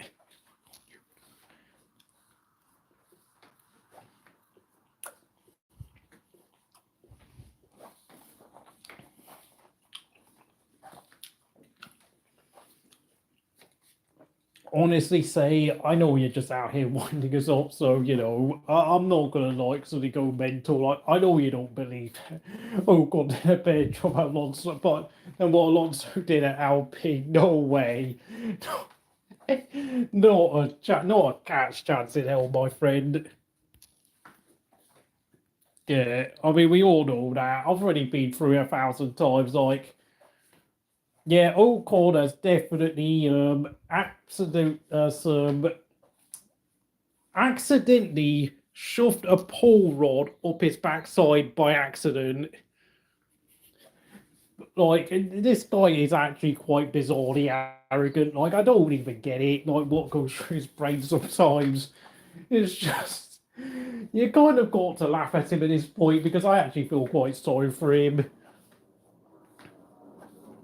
It's like, you know, he took on Alonso's advice, but he took his advice on a bit too literally and not realised that, you know, maybe you should find your own way in the sport rather than try to too closely emulate what some of the great drivers have done, because, you know, I don't know. I think I've always had a feeling that Ocon is actually quite an insecure person deep down. It's like, he had that rivalry as a child with Pierre Gasly. I don't know why they were beefing with each other, but it seems like Ocon was apparently annoyed that Gasly beat him in a race once, and apparently that they might have had, like, team orders put on them, and Ocon felt like Gasly disobeyed team orders or something daft, and now, oh. Well, yeah, that's why I said that Alonso was actually only ended up helping Ocon more by mistake, because in reality, Alonso just wanted to hold Hamilton up as a way of, like, sticking two fingers up to him. But yeah, I mean, the thing with Ocon is that he's got a lot of enemies on the grid. But more crucially, I think he's really, like, ended up creating a bad impression of himself toward, like, in the eyes of many team principals, a lot of engineers, and just a lot of important people within F1. Like, I don't think, Total Wolf, I don't really think honestly rates Ocon that much, apart from maybe his flashes of speed here and there. Yeah, I mean, yeah, that was funny. I mean, Alonso was playing up to the cameras, hugging Ocon when Ocon stepped outside of his car. Very, very, very, very clever there by Alonso, using his brain, knowing that the TV cameras would take pictures of him hugging Ocon like the whiny old fox he is, making it look like he was doing the team player role. Look at me, I've changed my ways. I'm not a prima donna. I do actually think about my team and what sort of results we can get. Even when I'm struggling, I'll still take one for the team. Ocon, don't know. Maybe he bought into his own hype a bit too much when he won that race, to be honest. Not realising that half the grid crashing into each other in the first lap of the race gave him a huge helping hand on the first lap. And, well, I don't know. I mean, honestly, I don't really have a reason to hate Ocon, because I know deep down it's not, most drivers who end up going to the back of the grid, like Antonelli when he went to HRT in 2011, Pedro de la Rosa a year later at the same team, Jarno Trulli to what was then called Lotus, then later called Caterham. Same for Heikki Kovalainen. Yeah, that tends to be more or less their last driver in F1, and they don't really get another chance to go to a midfield team again. And I think Ocon didn't seem to realise that Hulkenberg was doing an amazing job over the last 2 years at Haas, making the car look a lot better than it really was, because, I think Kevin Magnussen was more or less driving at the car's natural level. I don't know about that, mate. I don't know, mate. Who knows? But I think Alonso is just glad that he got away from Ocon when he did. And, well, I mean, it did benefit him in the short term at the start of 2023 anyway. But, most drivers on the grid, they're not really friends in any sort of meaningful way, apart from when, I don't know, Max and Lando decide to play Minecraft together. But apart from that, no, they're not really close mates, most of them. Or when Kimi and Vettel used to play badminton together. I don't know. The thing with Hulkenberg, he's very good at maxing out what a midfield car can give him, but the problem is whenever he had an outside chance of getting a podium, like 19 Germany, he would then suddenly throw his car off the track and crash into the barriers, because I don't know what it is. I don't know what it is with Hulkenberg. It's always like when someone stood up to him, like Ricciardo in a second half of 2019, he actually kind of crumbled. Or, when Perez suddenly started picking up form in like the second half of 2015, and of course the whole of 2016, he also got beat. Oh, goodness me, I can't wait for Josh's assessment of Haas. Yeah, it's like they mixed a couple of Snickers and a pair of Mars bars into a hot chocolate mix, and it came out looking like feces. Because, oh no, this was bad. This weekend was bad, and I have to say, whilst I always say that Albert Park is not a good representative, it's not a good representation of the pecking order at the start of the season. It's kind of better to actually do well at Albert Park than it is to be struggling and being miles off the pace, to be honest.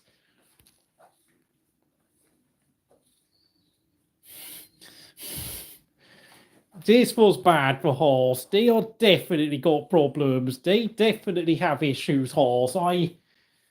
They were slow at Bahrain, which is a track that does, well, I know a lot of people also say that track does not represent the true pace either, but the fact is, it's two tracks they've struggled with now. If you struggle at two tracks, even if those two tracks are unorthodox in nature, then it doesn't really bode well for the rest of the season. And I know people say that Shanghai is a fairly technical track next time out, but I get the feeling they're probably going to struggle there. And I think this lack of pace they've got is a real. They've got a design flaw in their chassis this year. I'm definitely certain because. Did they even push in Bahrain? I don't know. I mean, I don't even think this car you can even go quickly in this car, to be honest. It just looks slow. Think of me seeing French fries. Yeah, well, they got 6 points with the Hulkenberger. Wait, oh my, oh dear. This Hulkenberger snatched 6 points out of thin air yet again. Yet again. I mean, he's been an F1 for 15 years now. He's not got a podium, but yet he's still very handy behind the steering wheel, and he's nearly 38 years old, so, you know, he will not be remembered as being one of the greatest drivers of his generation, but he always will be remembered as a very steady pair of hands, at least. And he's earned a lot of money doing it, despite never getting a chance to spray a single bottle of champagne at any stage in his F1 career. Funnily enough, Stroll has already been on the podium 3 times, oddly enough, so that just tells you about what sort of driver he is. Well, yeah, but Tsunoda still has the higher potential ceiling compared to Hulkenberg. Because, of course, he is only, 24 years old? He's still got time to develop into an even better driver than what he already is. And if it wasn't for pit strategy, I think Tsunoda could have got some useful points for his team today. But it just wasn't meant to be, was it?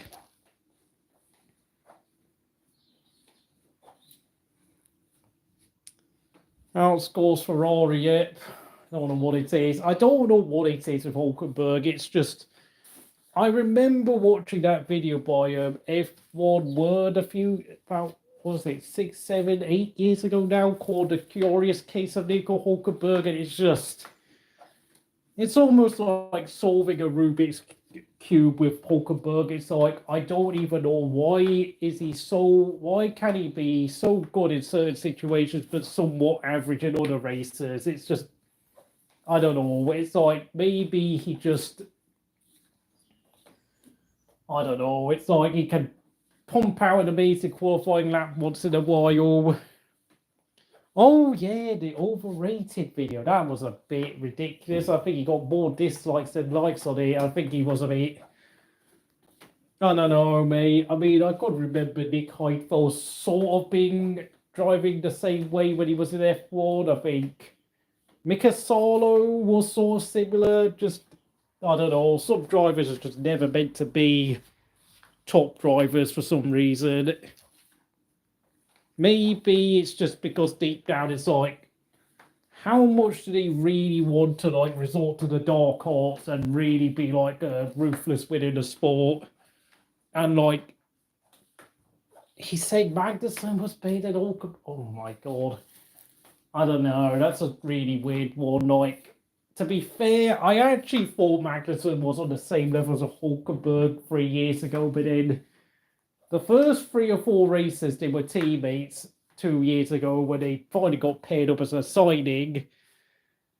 Yeah, I very quickly realised Hulkenberg was far superior to Magnussen, and honestly, I just gave him on Kevin Magnussen from that point onwards. Because, you know, the problem with Kevin Magnussen, he did spend like 4 years having Roman Grosjean as a teammate, which of course it's not a strong point of reference at all, because of Matt Grosjean's tendency to suddenly make some horrifically dumb error out of nothing, and then come on the radio screaming, "Oh no, the brakes were overheating. Oh no, I lost the rear end." It's like, oh my goodness me, Grosjean, you really are just... waste of a seat at times. What could he have done had he had Hulkenberg? Yeah, what a shame, but I don't know, for some reason, Gunther Steiner really did seem to like Grosjean an awful lot for some reason. I don't know, it's just so weird. I mean, Grosjean had a great relationship with not just Steiner, but like Aikamatsu and all the race engineers for his feedback and his technical knowledge. And the thing with Hulkenberg, of course, he also landed that factory seat at Renault at the time, so...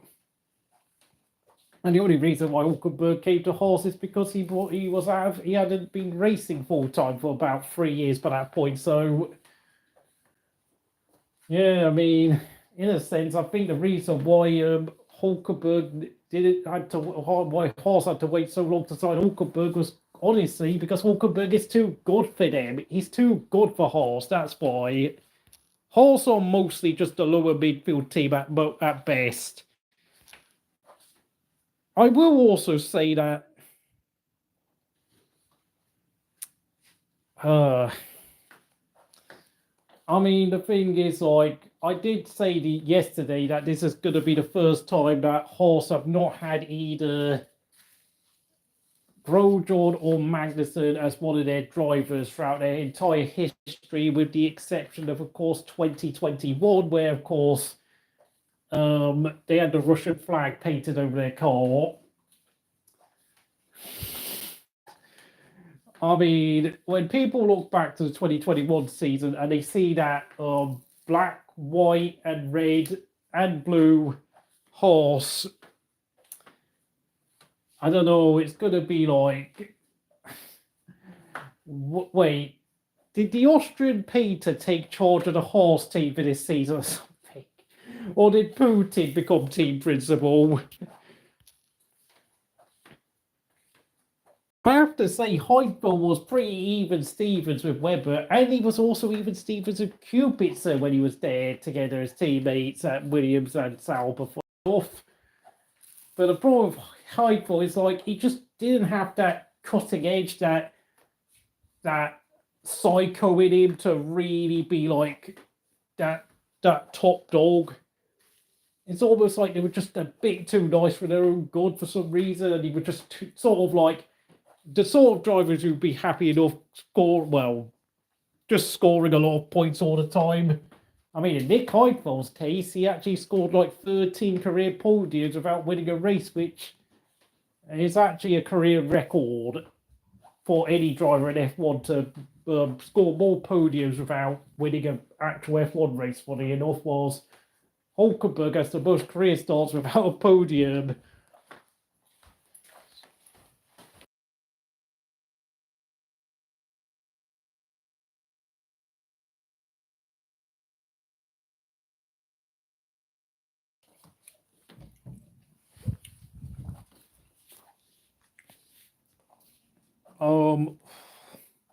My God, it's been nearly 2 hours, so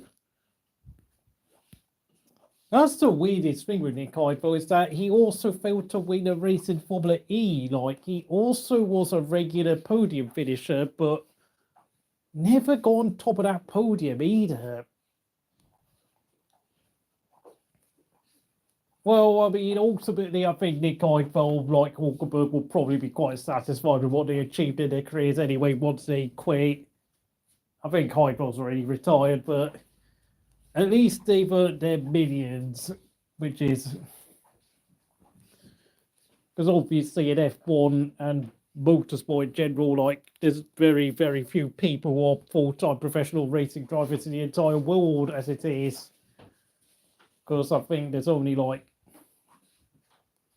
I'm trying to think, is there like 200 or 300 professional racing drivers in the whole world? I mean, it's just not that many people professional racing drivers, because Mark Webber gave up his racing license like...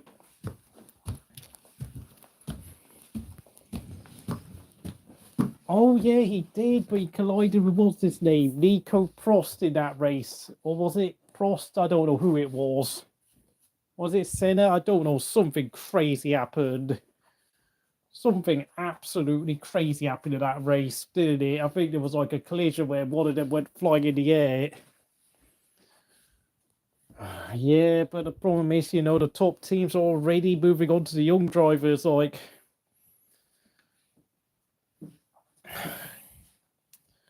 Lawson to Red Bull, Antonelli to Mercedes. And if they're not getting a young driver, then they're getting an old whippersnapper like Hamilton at Ferrari. And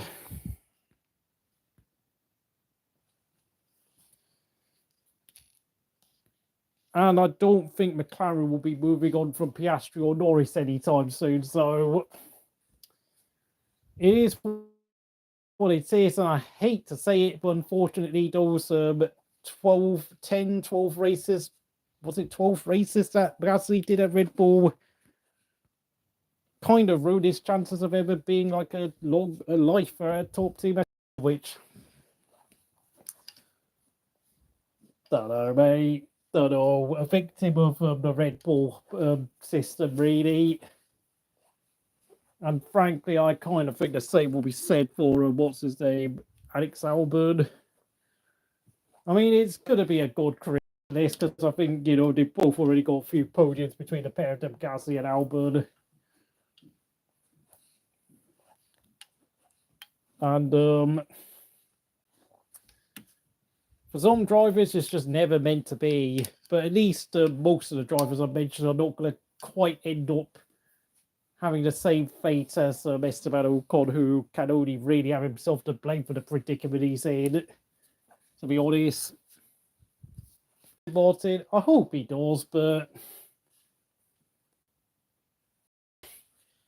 oh yeah, apparently what's his name? I think Haas with their Toyota technical partnership did sign one of the young Japanese drivers who will be competing in Formula 2 this season. I'm going to look for his name, folks. I think I might find it. If I can find it, I'll tell you.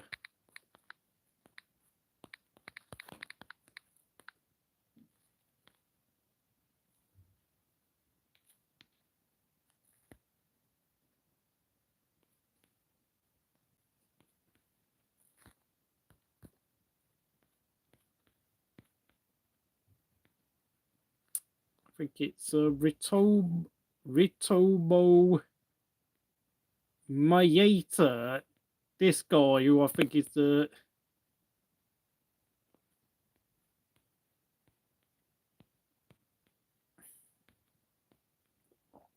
thanks to the technical partnership between Toyota and Haas in October 2024.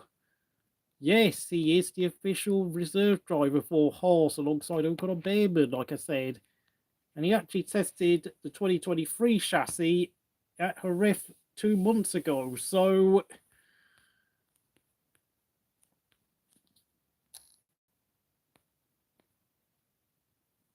they cancelled the feature race at Albert Park, but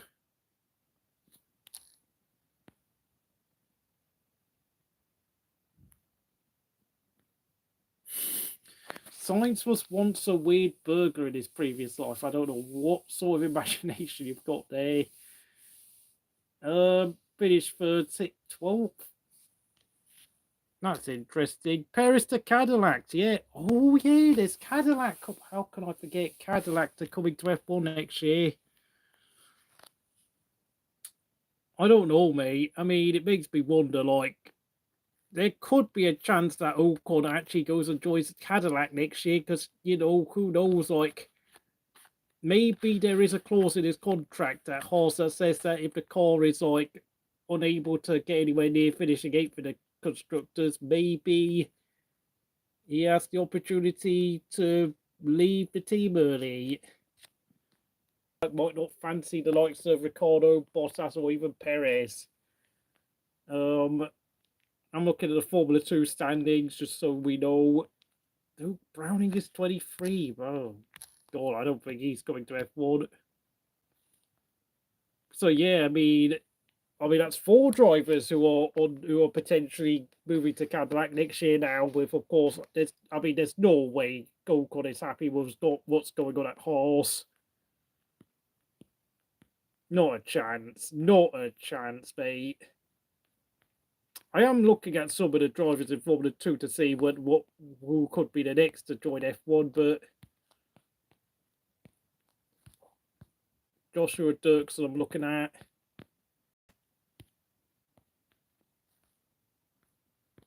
Yeah. Oh dear, this is not very good, is it? He did a full year in F2 last year and he's won the first race, so I don't know. You can't, it's not totally representative. Yeah, Esteban's been in F1 for nearly a decade, so of course he can afford that sort of stuff. Leonardo Fornelli. Colton. Oh yeah, I forgot Colton, but I mean he's been like a rumored driver for quite a lot of years now. But yeah, he's Colton. I mean, has he ever?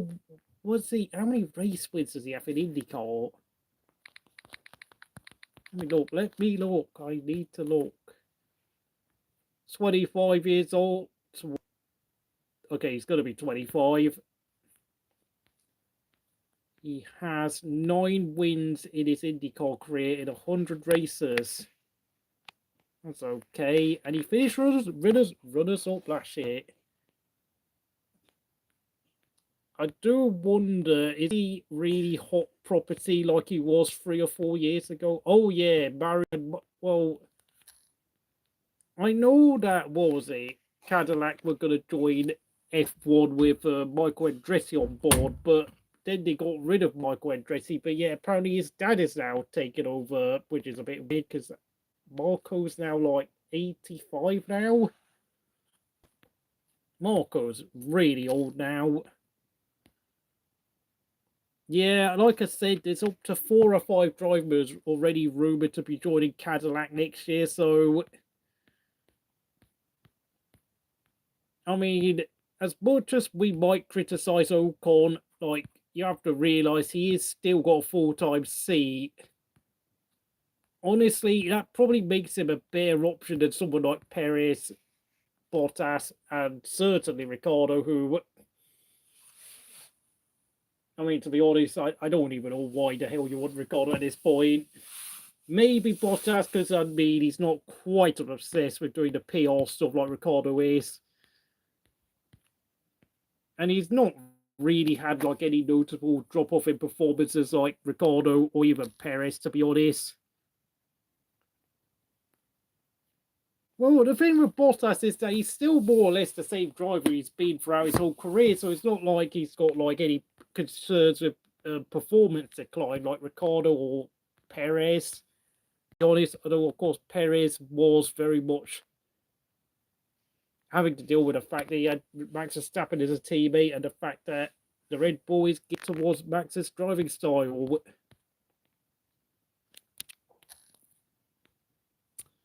Magnussen, no way. No way. There's no way Magnussen is going to Cadillac next year. I think Magnussen is far too miles off the pace at this point in his career.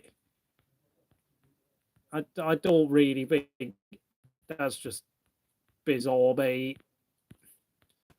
Colton Herta has finished in the top 5 of the IndyCar driver standings 3 times in his career.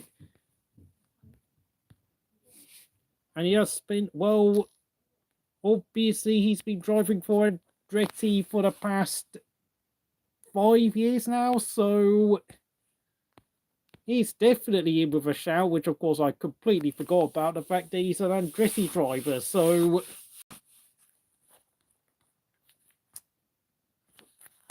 the thing with Mario Andretti, the grandfather of the team, is that he's never actually been a team owner of Andretti Autosport at all. He's always been someone who's been very much into the racing side of things, whilst his son Michael was a successful driver in his own right and then became a team owner once he turned like 40 years old because he wasn't quite as interested in racing as much as his dad was.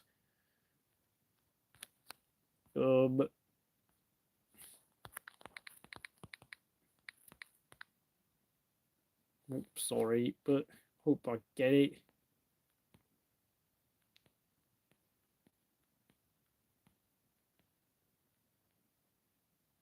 Oh, yeah, he did speak after his role was confirmed. That's interesting.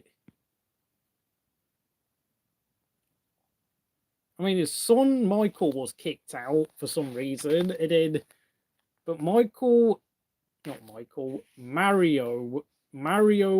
is going to be an advisor on the board of directors. That's a huge announcement. I can't remember why Michael got told to go away though. I think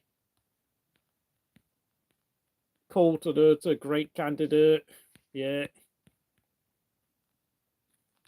The thing is, though, if Bortoleto is to join the team, he will be coming as their number 2 driver, not their lead driver, which of course will go to someone like Ocon, Perez, Bottas. To be honest,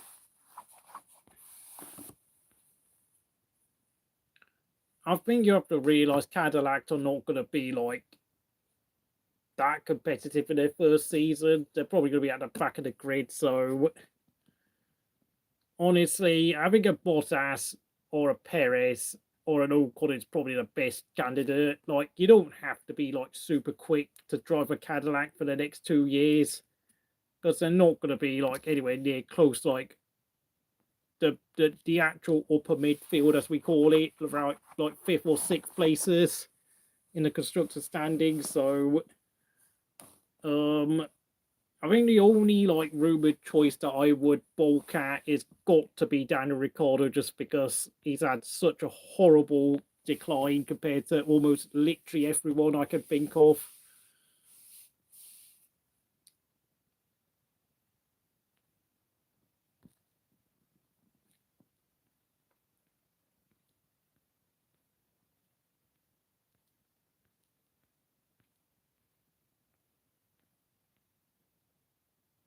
Michael voluntarily withdrew because he said, if I'm an obstacle, then I'll clear the way.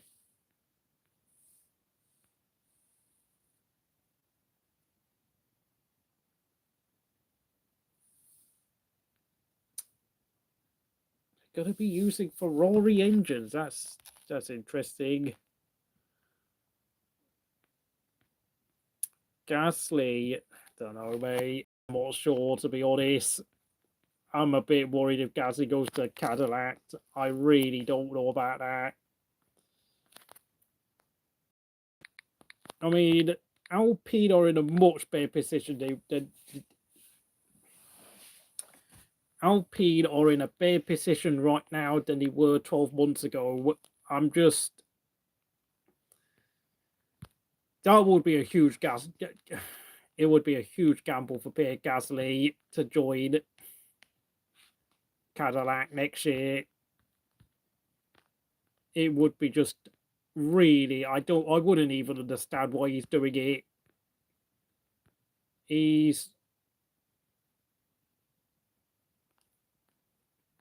I mean, Alpine will be using Mercedes engines next year. He's got a contract for the team for 2026, so, and even if Franco Colapinto is their number 2 driver next year, he's probably going to be their number 1 driver. So, you know, he's got rid of the pest that is Esti Bestie. He doesn't have to deal with Esti Bestie, and Esti Bestie also has a contract for Haas next year. To be frankly honest,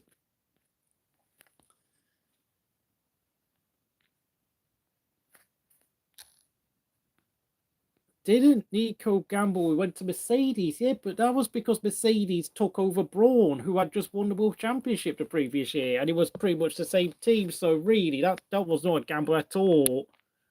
Like that, if anything, that was a shrewd decision by Nico Rosberg, because you know, Brawn had already spent the whole of 2009 deciding the 2010 car. Mercedes had the best V8 engine in the grid on the grid.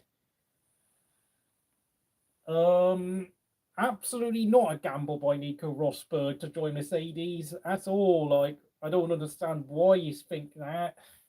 Cadillac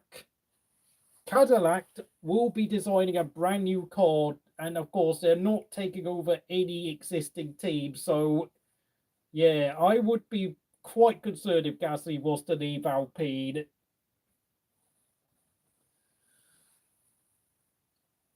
In fact, I won't be surprised. In fact, yeah, so really, Cadillac, I think, are going to be looking at drivers who are out of contract, like your Perez's, your Bottas, Mr. Smiley from Australia, Colton Herta, maybe someone from Formula 2, maybe Pato Award. Lots of names there. But I think for the established drivers like Gasly and Ocon, even though obviously Haas have started the year off very poorly, I mean, it would have to take a huge performance decline from yeah, but the thing with McLaren have got Norris and Piastri on their books, so you know, I don't see a route into the McLaren Formula 1 team for Pato Award, I'm afraid. So going to Cadillac is, frankly, I would actually have to say that's probably his best option if he ever wants to enter Formula 1. It's like, there's just no way, there's no route into the F1 team. Like, why not join Cadillac? I think that's probably his only real chance. And of course, he is now, like, Pato Award is now 26 years old. So, got to do what's best, to be honest. It's like Piastri has got signed a new contract extension until 2028, just like Norris. So, yeah, there's no route into McLaren F1 until 2029 for Pato Award. By that point, Pato will be 30 years old. So, frankly, yeah, going to Cadillac is the place.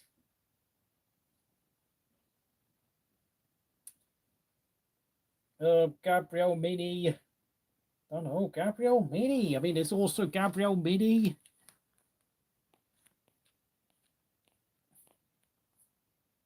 He won oh wow, he won Italian Formula 3 and then he spent 2 years in Formula 4, I mean.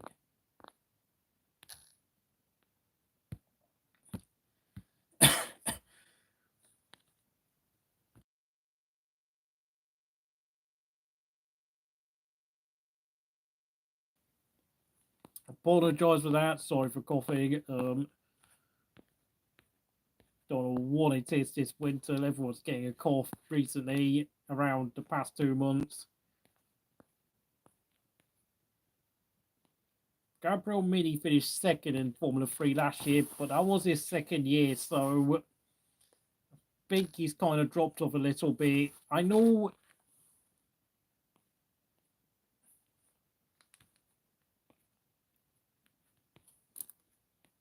I think he's an Alpine junior driver, isn't he, Gabriel Mini?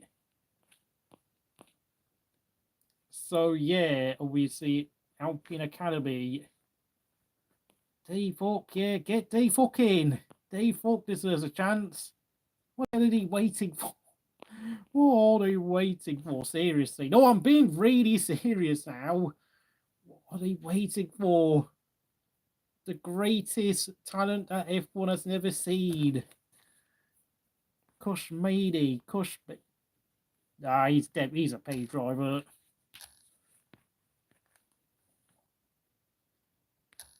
That's an interesting academy lineup there, Alpine. It looks like a lot of their best young talent have gone elsewhere. Victor Martin looks like he's departed. Yeah, he's gone. I think when he realised that Jack Dolan was getting a seat, I think he decided to leave. Oh, Pepe Marti, how old is he? 19. Red Bull Junior. Montoya, son of Juan Pablo Montoya, 20 years old, soon to be. I don't think he's part of any academy, partly due to the fact, obviously, he's got a bank of mum and dad to help him for now. Not very impressive Formula 3 record, I have to say. But he did score points on his F2 debut, so that is one to see. But I think that'd be very surprising to see Montoya get a shot at Cadillac. Roman Stanek, 21 years old already. Don't think he's part of any academy. 3 very average years in Formula 3. This is already his 3rd year of Formula 2, so I mean, this would be, let's be honest, if Roman Stanek was to join Cadillac, he'd be joining as a pay driver without a shadow of a doubt. So I think this one is a bit... Richard Vasseur has been around for a long time now. He's already 24 years old. I don't know. I think he's been a part of about 2 or 3 academies at this point. So I know this guy is hot property. Arvid Lindblad, only 17 years old. But he is, I think, apparently it appears he is a Red Bull Junior member now. I know he only finished 11th in his first ever F1 race, but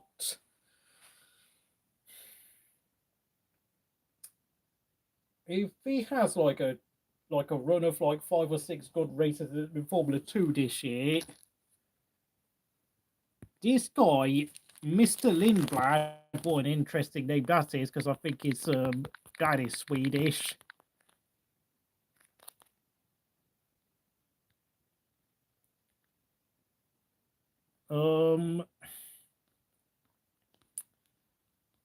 The thing is, like, if this guy thinks that he has no way of being able to gain access to like a seat at RB, you know, let's say Isaac Hadjar stays on for next season and Red Bull decide to promote another young driver instead of Lindblad, or maybe Liam Lawson gets demoted back to the junior team.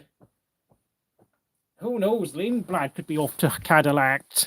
But truth be told, I think Lindblad is probably going to be joining RB next season. If he can actually produce a run of maybe 5 or 6 good races, then he might well throw into the junior team.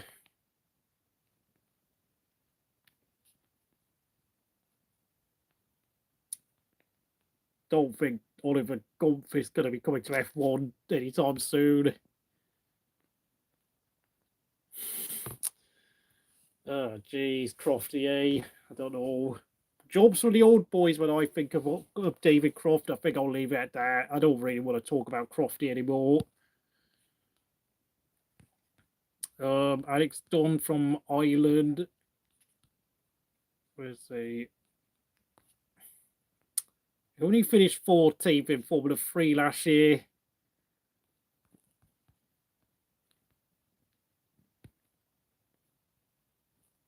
Let's see, sorry. A member of the McLaren driver development program is Alex Dawn.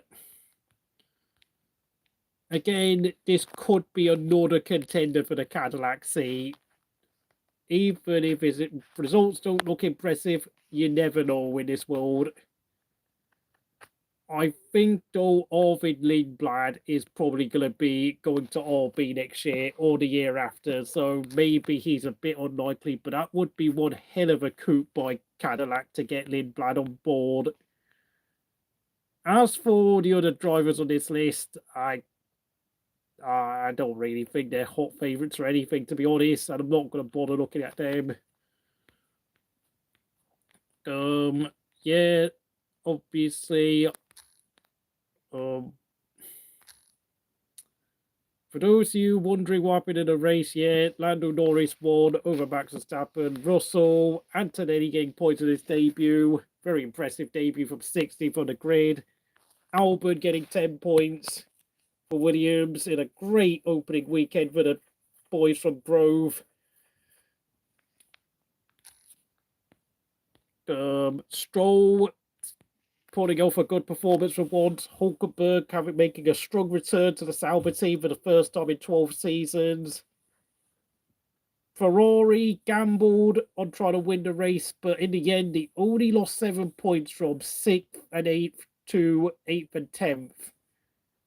Then, of course, Piastri went off the road along with Norris, but unlike Norris, he was unable to get out of the grass, got stuck there for a minute, and had to make do with overtaking Albon on the last lap for 9th. Gasly battled at least the opportunity of scoring about maybe 2 points, but he went off the grass, went off on a puddle on the restart. That's a bit of that's not exactly the most amazingly acceptable thing, considering he's now very much the lead driver. Tsunoda got screwed over by pit strategy, staying out far too late. I think we can all disagree to and agree to have whatever opinion we want. Bearman having the weekend from hell, but at least he got to the checkered flag on like 6 drivers who crashed out. Ocon, I wonder what's he going to be like come mid-season when he journalists decide to sit down with an interview for him and ask him how Haas is going. I think he's already beginning to realise what an amazing job Hulkenberg actually did. Because, yeah, seriously, yeah, Hulkenberg, kudos to him. Always seems to score points no matter what he's driving. You know, even when he had those stand-in drives for Stroll, Vettel, and Perez when he was at Racing Point / Aston Martin, I don't know, he just seemed to pick the car up straight away. And it's like he was just fast from the word go without even any sort of, I don't know, practice laps, which is just amazing. But I think that just tells you what a strange driver he is. I think I'm going to hold my opinion on a lot of the young drivers for now, because this is very wet conditions, lack of,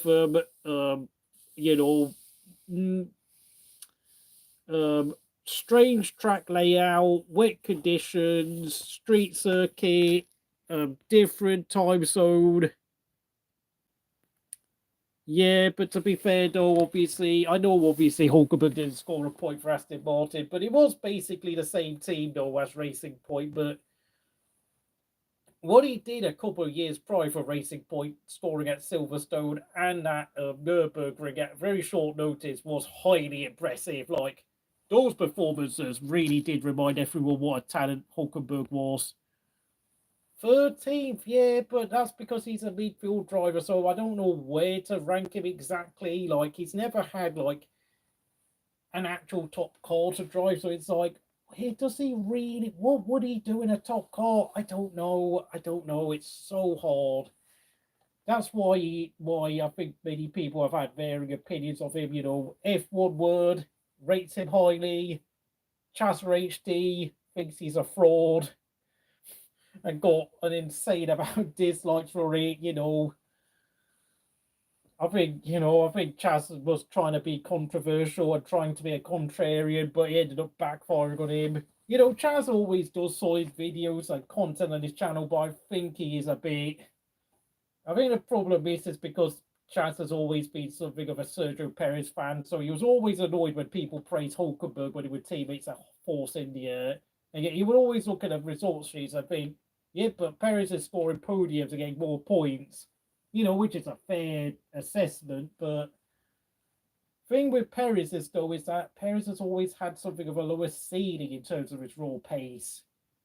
Hence why he ended up struggling like he did when he went to Red Bull, because we all knew that he was only at Red Bull to be a number 2 driver.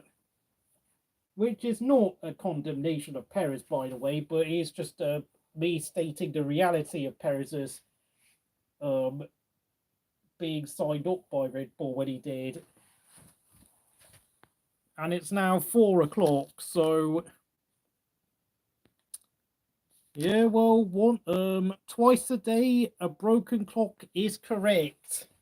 That's all I'm going to say about it. So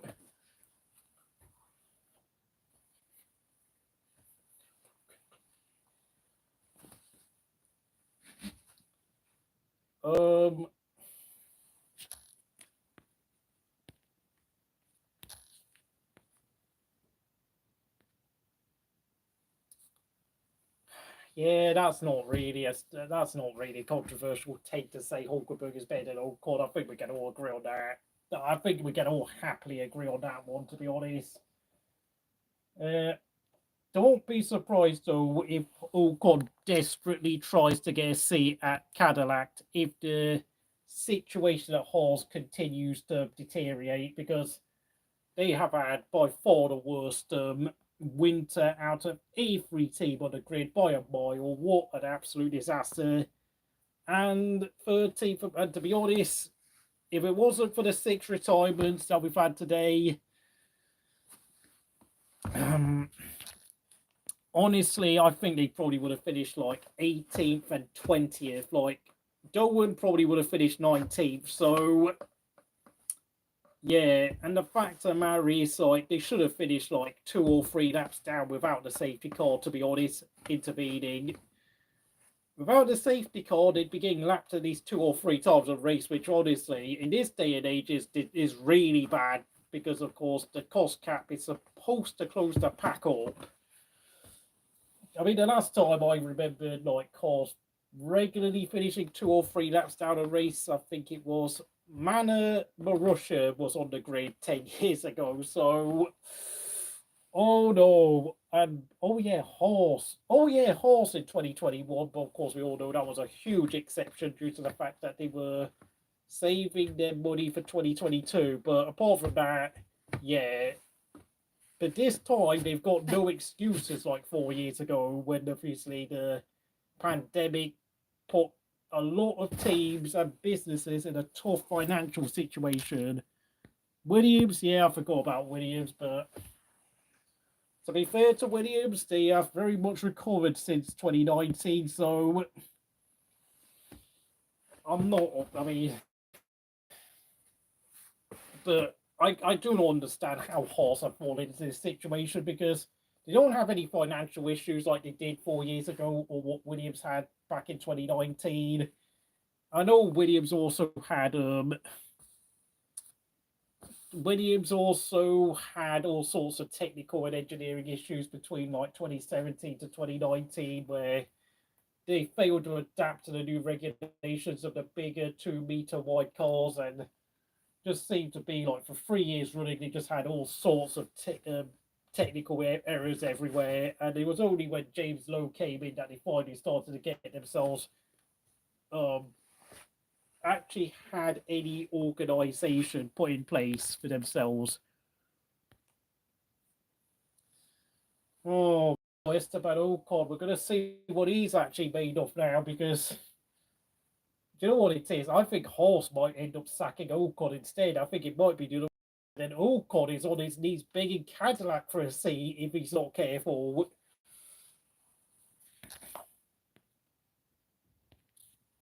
If he better than Soldier and Joe Guan Yu, yeah, that's a pretty fair opinion, to be honest. That's not even controversial. I know you got some Bottas haters saying that, Joe is giving Bottas a hard time. No, he wasn't. Wait.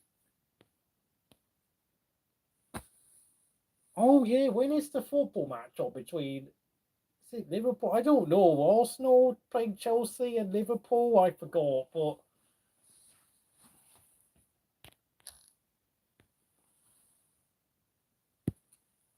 I don't know. I think a lot of people used to rate Joe, but Joe, I'm going to say this now. I'm going to look at his old career record, because let me be very, very, very brutally honest. I've always said Joe Guan Yu was overrated for a good reason.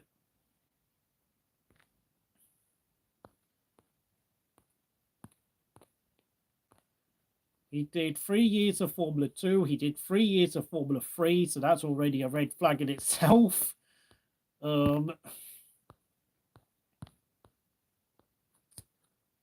To be fair, he started his junior career very well with second place in Italian Formula 3 with a triple race win at Monza. Didn't do much in German Formula 4. Toyota Racing Series won a race in 2016, but this is where it really falls apart. In 3 years of Formula 3, he won twice. in about 90 races. That's strike one right there. Now, he did improve going to Formula 2, but his first race win at Sochi in 2020 was a red flag race that was stopped after just 5 laps. Let me just confirm this to you. 5 laps. He red flagged it after just 5 laps, and he beat Mazepin on the road. So, and then of course his third year, he finished third in the championship behind I think Piastri and Schwartzman, who of course Piastri was a rookie. He won 4 races that year. So yeah. Yep. And of course, he did though manage to win the Formula 3 Asian Championship in 2021. But let's see who he beat. Pierre-Louis Chauvet, Jehan Deruel, Patrick Passman, Roy Nisoni, and what I can only presume was a 16-year-old Isaac Hadjar. I think that's pretty much the only decent driver he beat, but I think that was like the start of Hadjar's junior Formula career. And of course, Hadjar didn't even compete in the last 6 races of the season. So Joe only beat Chauvet by just 16 points. And of course, Chauvet was actually in the championship for most of the season. Let's just look.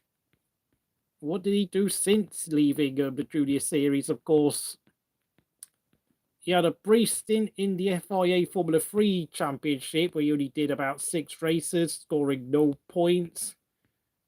And then he moved on to GTs, Lamborghinis, dropped down into the Formula Regional Series where he didn't get much of a chance to drive at all. Yeah, and I don't know, it looks like he might well be out of racing altogether. So that is the quality of driver he beat, I'm afraid. And of course, Jehan Deruel, last race in Formula Re. Patrick Passman, last race in Formula Regional. Not good. And of course, Roy Nisoni. Well, he is going to be racing in European Le Mans, but frankly, I mean, truth be told, who are we kidding, really? Like, we all know Roy Nisoni, I think 0 wins in like 200 odd races. It's just embarrassing. It's just not great, is it? Funnily enough, Rafael Villagomez is still in Formula 2, but that's just... I don't even know what to say about that. I mean, obviously, most of the drivers who got in Formula 1 are very high standards. I mean, the days of having... I mean, even Latifi was a good driver, mind you. Zhou Guanyu, as much as I criticise him, was a fairly decent driver in his own right, but not quite anywhere near close to being like a particularly good F1 driver, just like Latifi. It's only really Mazepin who I looked at, but that guy is horribly embarrassing. Like, you know, Gaston Mazzacane or Alex Young or Yuji Ide or Karun Chanduk for that matter. But yeah, I think the days of having someone like Louis Delatras's dad, John Denis Delatras, I mean Louis Delatras, now racing in IMSA, doing quite well for himself. Son of John Denis Delatras, oh my goodness me, just go and pop on any YouTube video about this guy and you will laugh your head off. Participated in 3 Grand Prix. Oh my goodness me. Earned his 3 drives as a P driver. So, you know.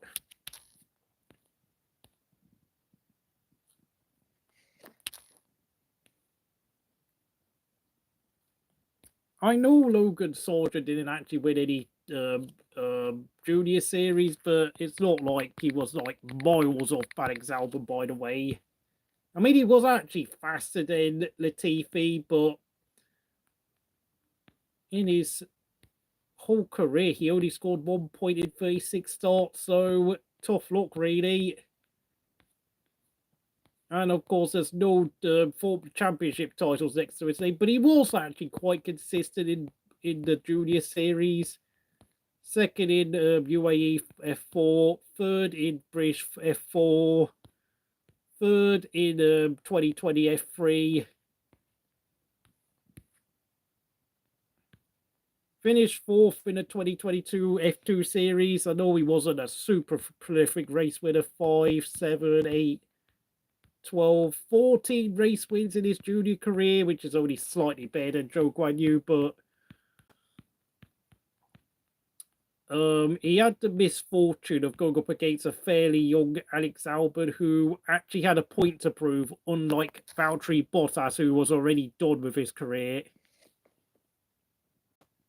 Yeah, Mazepin is pretty much the only, like, actual rookie to be really bad, apart from maybe Rio Haryanto, who I will say was quite poor in his 12 races for Manor. Of course, he did get his seat because of Indian oil money company Pertamina, who then withdrew their sponsorship. That Pascal Wehrlein had his number for the whole entirety of the 12 races. Thing with Arianto is that I think the qualifying record between him and Wehrlein was like 7-5 in Wehrlein's favour, but of course the problem is when they actually raced against each other, I think it would be a regular thing for Arianto to finish about almost 50 to 60 seconds behind Wehrlein over a race distance, so that really kind of told its own story. Jody and Palmer, I don't know what happened to Palmer. Like, he was okay against Magnussen. And by the way, like, I don't even know why Chaz HD thought that Mazepin was a better driver than Hulkenberg, to be honest. Oh, yeah, what's his name? Jaime Alguersuari ended up becoming a DJ, funnily enough. I think he was forced to quit motor racing because of a heart condition. So, to be honest, I think when he left F1, he just kind of lost interest in motorsport, and that's all she wrote. So,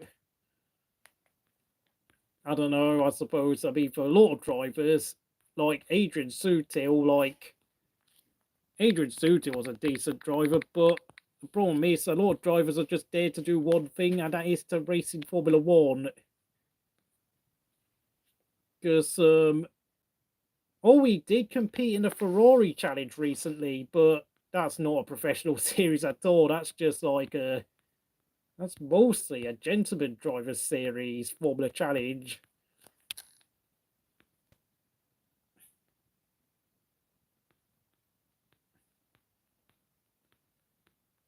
Marcus Ericsson was okay. I know he was slow, but he did score points fairly often when he had a chance, so it's not really fair for me to, like, call him a fraud or anything. He was just half a second slower than someone like Felipe Nasser or Charles Leclerc or Pascal Wehrlein, and that was it. That was his only problem. He just couldn't qualify well. And he's gone on to do very well in IndyCar racing, so I think we should be a bit more respectful towards Marcus Ericsson as well. And Sutil won a couple of races in his 2 years of Formula in Ferrari Challenge. So, problem was it was like 8 years since he last raced in F1. So obviously he was just too ring rusty, and of course he's driving a car twice as heavy as an F1. So, yeah, well, I think he just went into Ferrari Challenge just to see whether he still had it, and realised that no, he didn't have it anymore, which is a shame. But I know he's done other things like build a toy car company thing, so, you know, well, at least Adrian Sutil gave motorsport one more shot before he realised he just didn't have the talent or the appetite for racing cars anymore. And I know we quit. I know we disappeared from motor racing for a very long time because of what happened to, of course, our great friend Jules Bianchi, who is obviously, I mean, come the 17th of March. No, come the 17th of July, it will be 10 years since his demise. So, of course, I know we did mention it in an interview that Adrian Suter said that I left motorsport because I kind of can't really get over what happened at that day in Japan when I saw Jules Bianchi stuck in his cockpit getting medical help. And he realised that he just felt like there was, more to life in motor racing, and he just felt so sorry for the Bianchi family when he saw what he saw.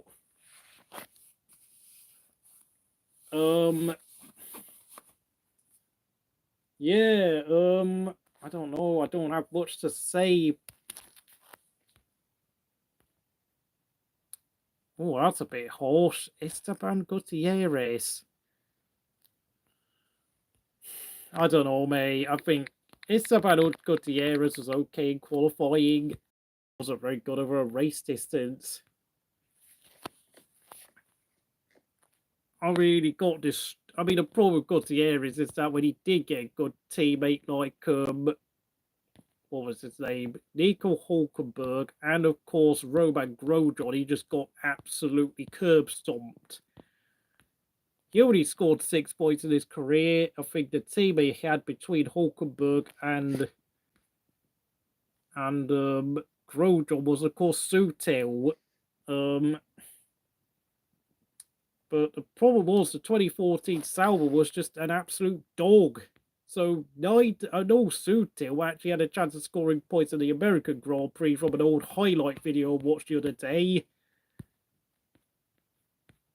And he got collided. He collided with someone on the first lap, hence why he went out on lap 1, having qualified 9th. Was it Perez or Hulkenberg he collided with? I've got no idea, but really, that was only one race he had a chance. I mean, obviously, Gutierrez also had a chance of scoring points. So really, I think 2014 was just about pretty much the lowest ebb for Sauber in F1. 10th, yeah, they finished 10th ahead of Caterham. Yeah, it's Perez's fault. I don't know, mate. I think the thing with 2016 is that I think Gutierrez lost the qualifying battle 12-9 to Grosjean, but the first 2 races, I think Gutierrez mechanical issues, and I mean Grosjean did a great job of maxing out the first 5 or 6 races at Haas, getting all the team's points for the season. Yet, scored points at Australia, Bahrain, Russia, and Austria. So, and having said that, Gutierrez was miles off the pace at Russia and Austria. So, is Haas in the old manufacturing? I don't know, is he?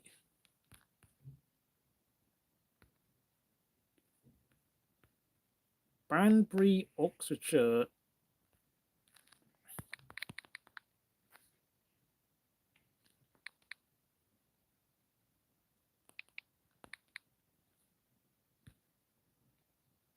Yes, it is. It actually is, surprisingly. That's weird because they left the sport in 2016, but Haas also entered the same year. I don't know. I think they probably just moved their factory like a couple of miles down the road. Hello there, Roxford. I hope you're doing well this evening.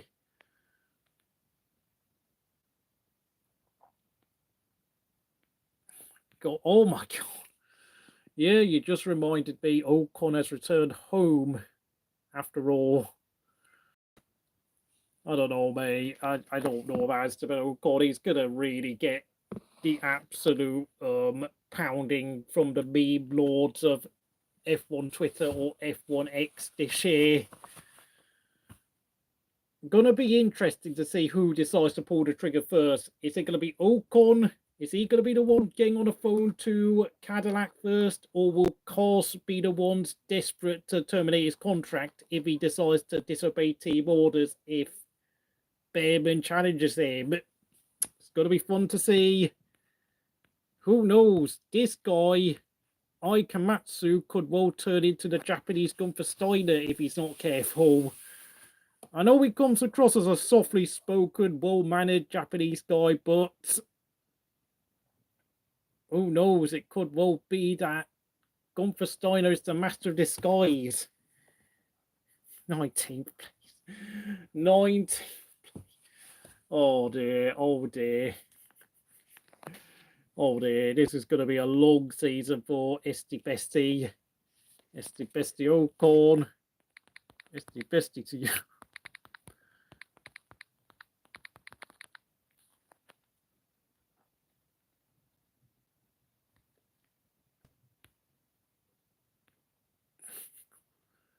Look at that. Look at that. Hot over Fernando Alonso and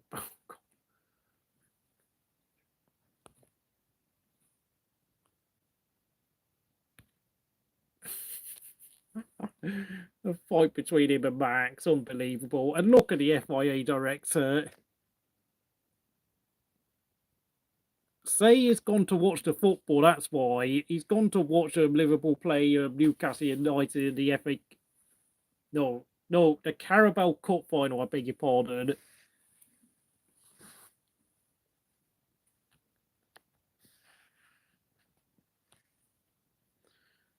That's enough of that. Bottas and Brennan Hartley were just minding their own business.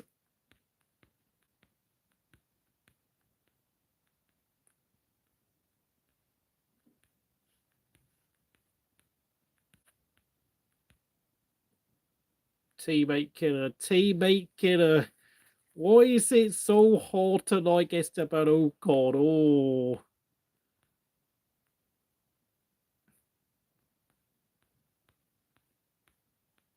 Hope you're doing well.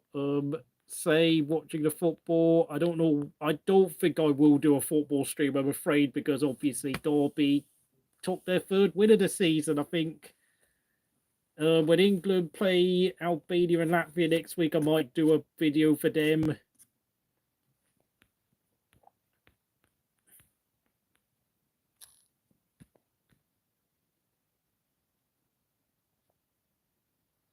It's interesting.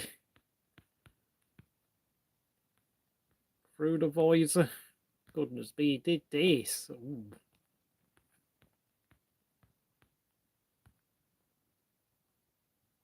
Conspiracy theories. No, there's no way this is happening, is it?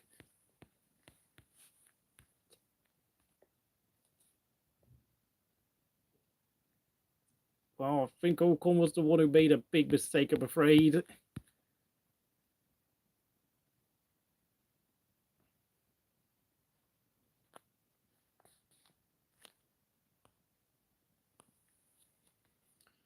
No words needed.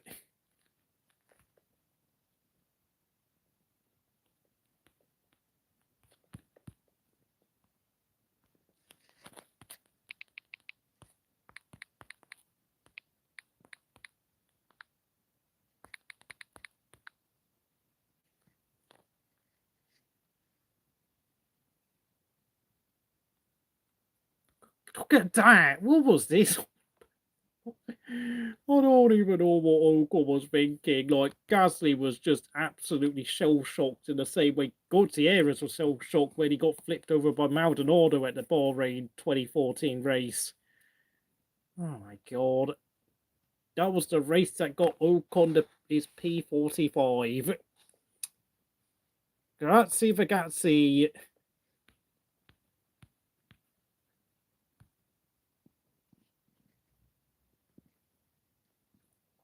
Look at that. There was like a whole pack of cars behind him as well.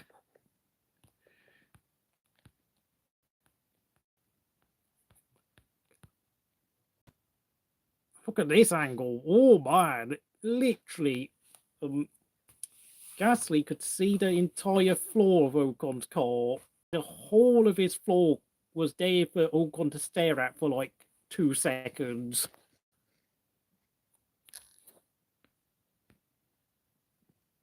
Look at that.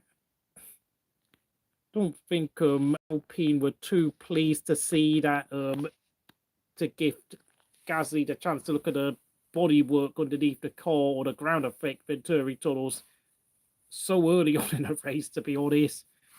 Yeah, don't worry. I'm not gonna turn into Ned so anytime soon. I'm not out here to come out with anything too ridiculously silly, other than, of course, insist upon Kimi Räikkönen being the best between 2003 and 2007. Oh yeah, this was obviously, I think this Grand Prix, that was actually Zhou Guanyu's fault more than anything.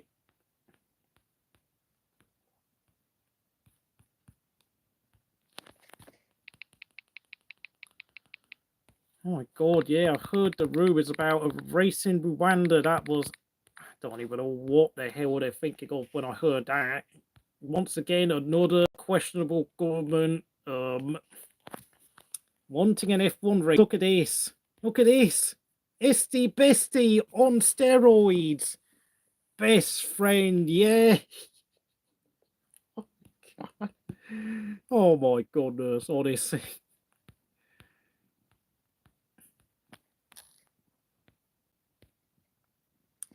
I mean, you know, I suppose he does see Banbury as his true F1 home after all.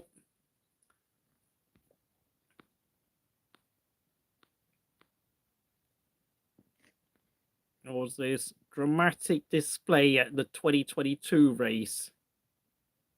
Oh no, it's 20. Oh, that's a bit old, sorry.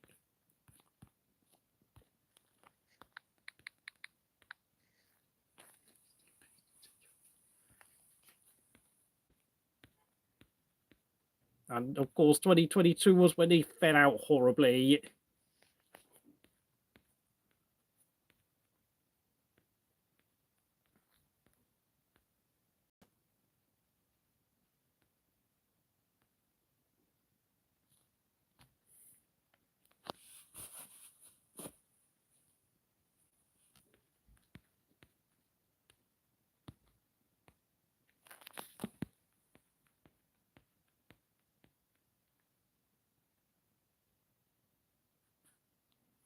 Even though obviously Ricardo was on a different strategy, I mean, let's be honest, it's not really an ideal time at any point in the race for your teammate to hold you up like that.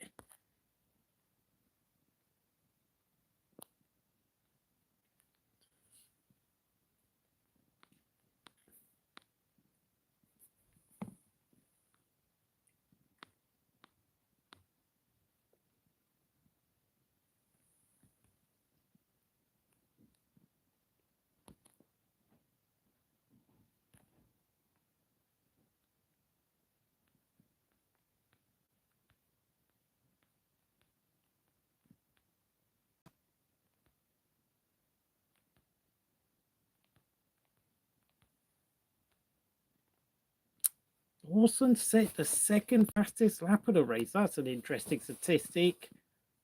He developed an engine problem in FP3. Oh. Story in the pit lane due to self changes.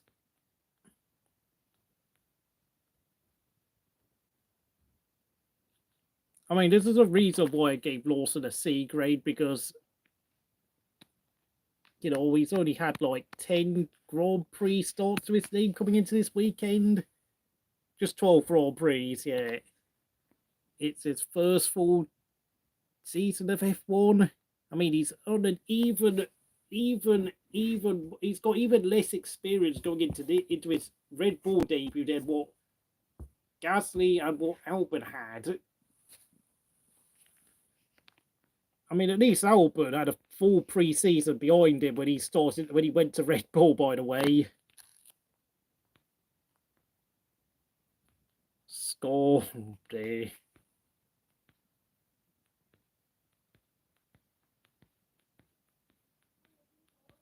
Thing is, though, Lawson was quite close to Tsunoda in the 12 races they did. Blimey, that's a bit loud.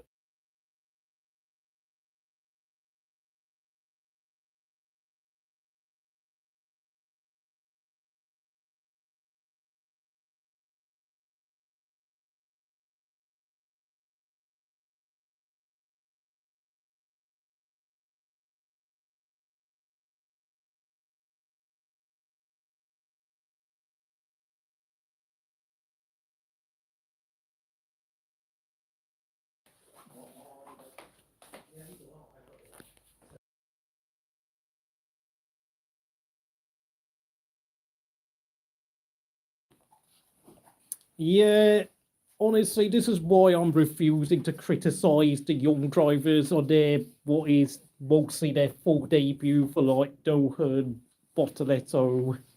Thank you, Goy. What's his name? Lawson and Bearman. Because let's be honest, that was a wet race at Albert Park. It's not a circuit for beginners, and neither is Shanghai or Saudi Arabia, who are going to be coming up next, and certainly not Suzuka in Japan. That is a horrible track for a rookie to drive around. So that's why I'm going to wait for like at least 6 or 7 races to start, like to wait before I will consider what sort of criticism I'll make for quite a lot of the young drivers. And of course, Doohan also does have a huge asterisk over his head because Flavio Briatore is quite keen on bringing Colin Pinto into his seat. We might not even get the chance to see much of Doohan at all, I'm afraid. And if I hope his dad, Mick Doohan, makes a deal with another team on the grid where his son can become the reserve driver at somewhere like maybe, I don't know, you name it, Mercedes, Ferrari, Aston Martin, Haas. I mean, we all know what Ocon's like. I mean, there's a fair chance he could well get a chance to drive a Haas if he goes there, because we all know Ocon is a fairly interesting character.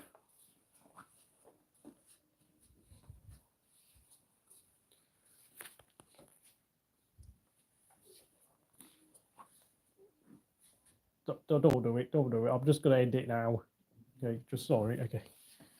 To be honest, I've been talking for 3 hours now, so you know I'm going to tell you now. I'm going to end the stream because I think I've had enough of talking. Thank you for joining me at Crystal Racing. It's been very enjoyable talking to you for the first race of the season, and of course, it's my first actual live stream. I did yesterday for an entire was it 2 months now? It's been a long time, hence why I've done an extended live stream. Of course, next weekend, I won't be talking for anywhere near as long. I think I will. I don't know. I mean, well, I don't think I'll wake up at like 7 o'clock for the Chinese Grand Prix, I'm afraid, because, yeah, I don't know. Probably not. Cheers for watching. Rest in peace, Silverback. Like we said yesterday, of course, I did. If you want to see what I said about him yesterday, please go on the last 5 minutes of the live stream for the qualifying review / season predictions. I will miss him a lot. You can be rest assured. So thank you for watching, and I'll see you again next time here at Crystal Racing. I don't know. Well, he's someone who used to be a member of Chazza HD's chat. That's all I'm going to say.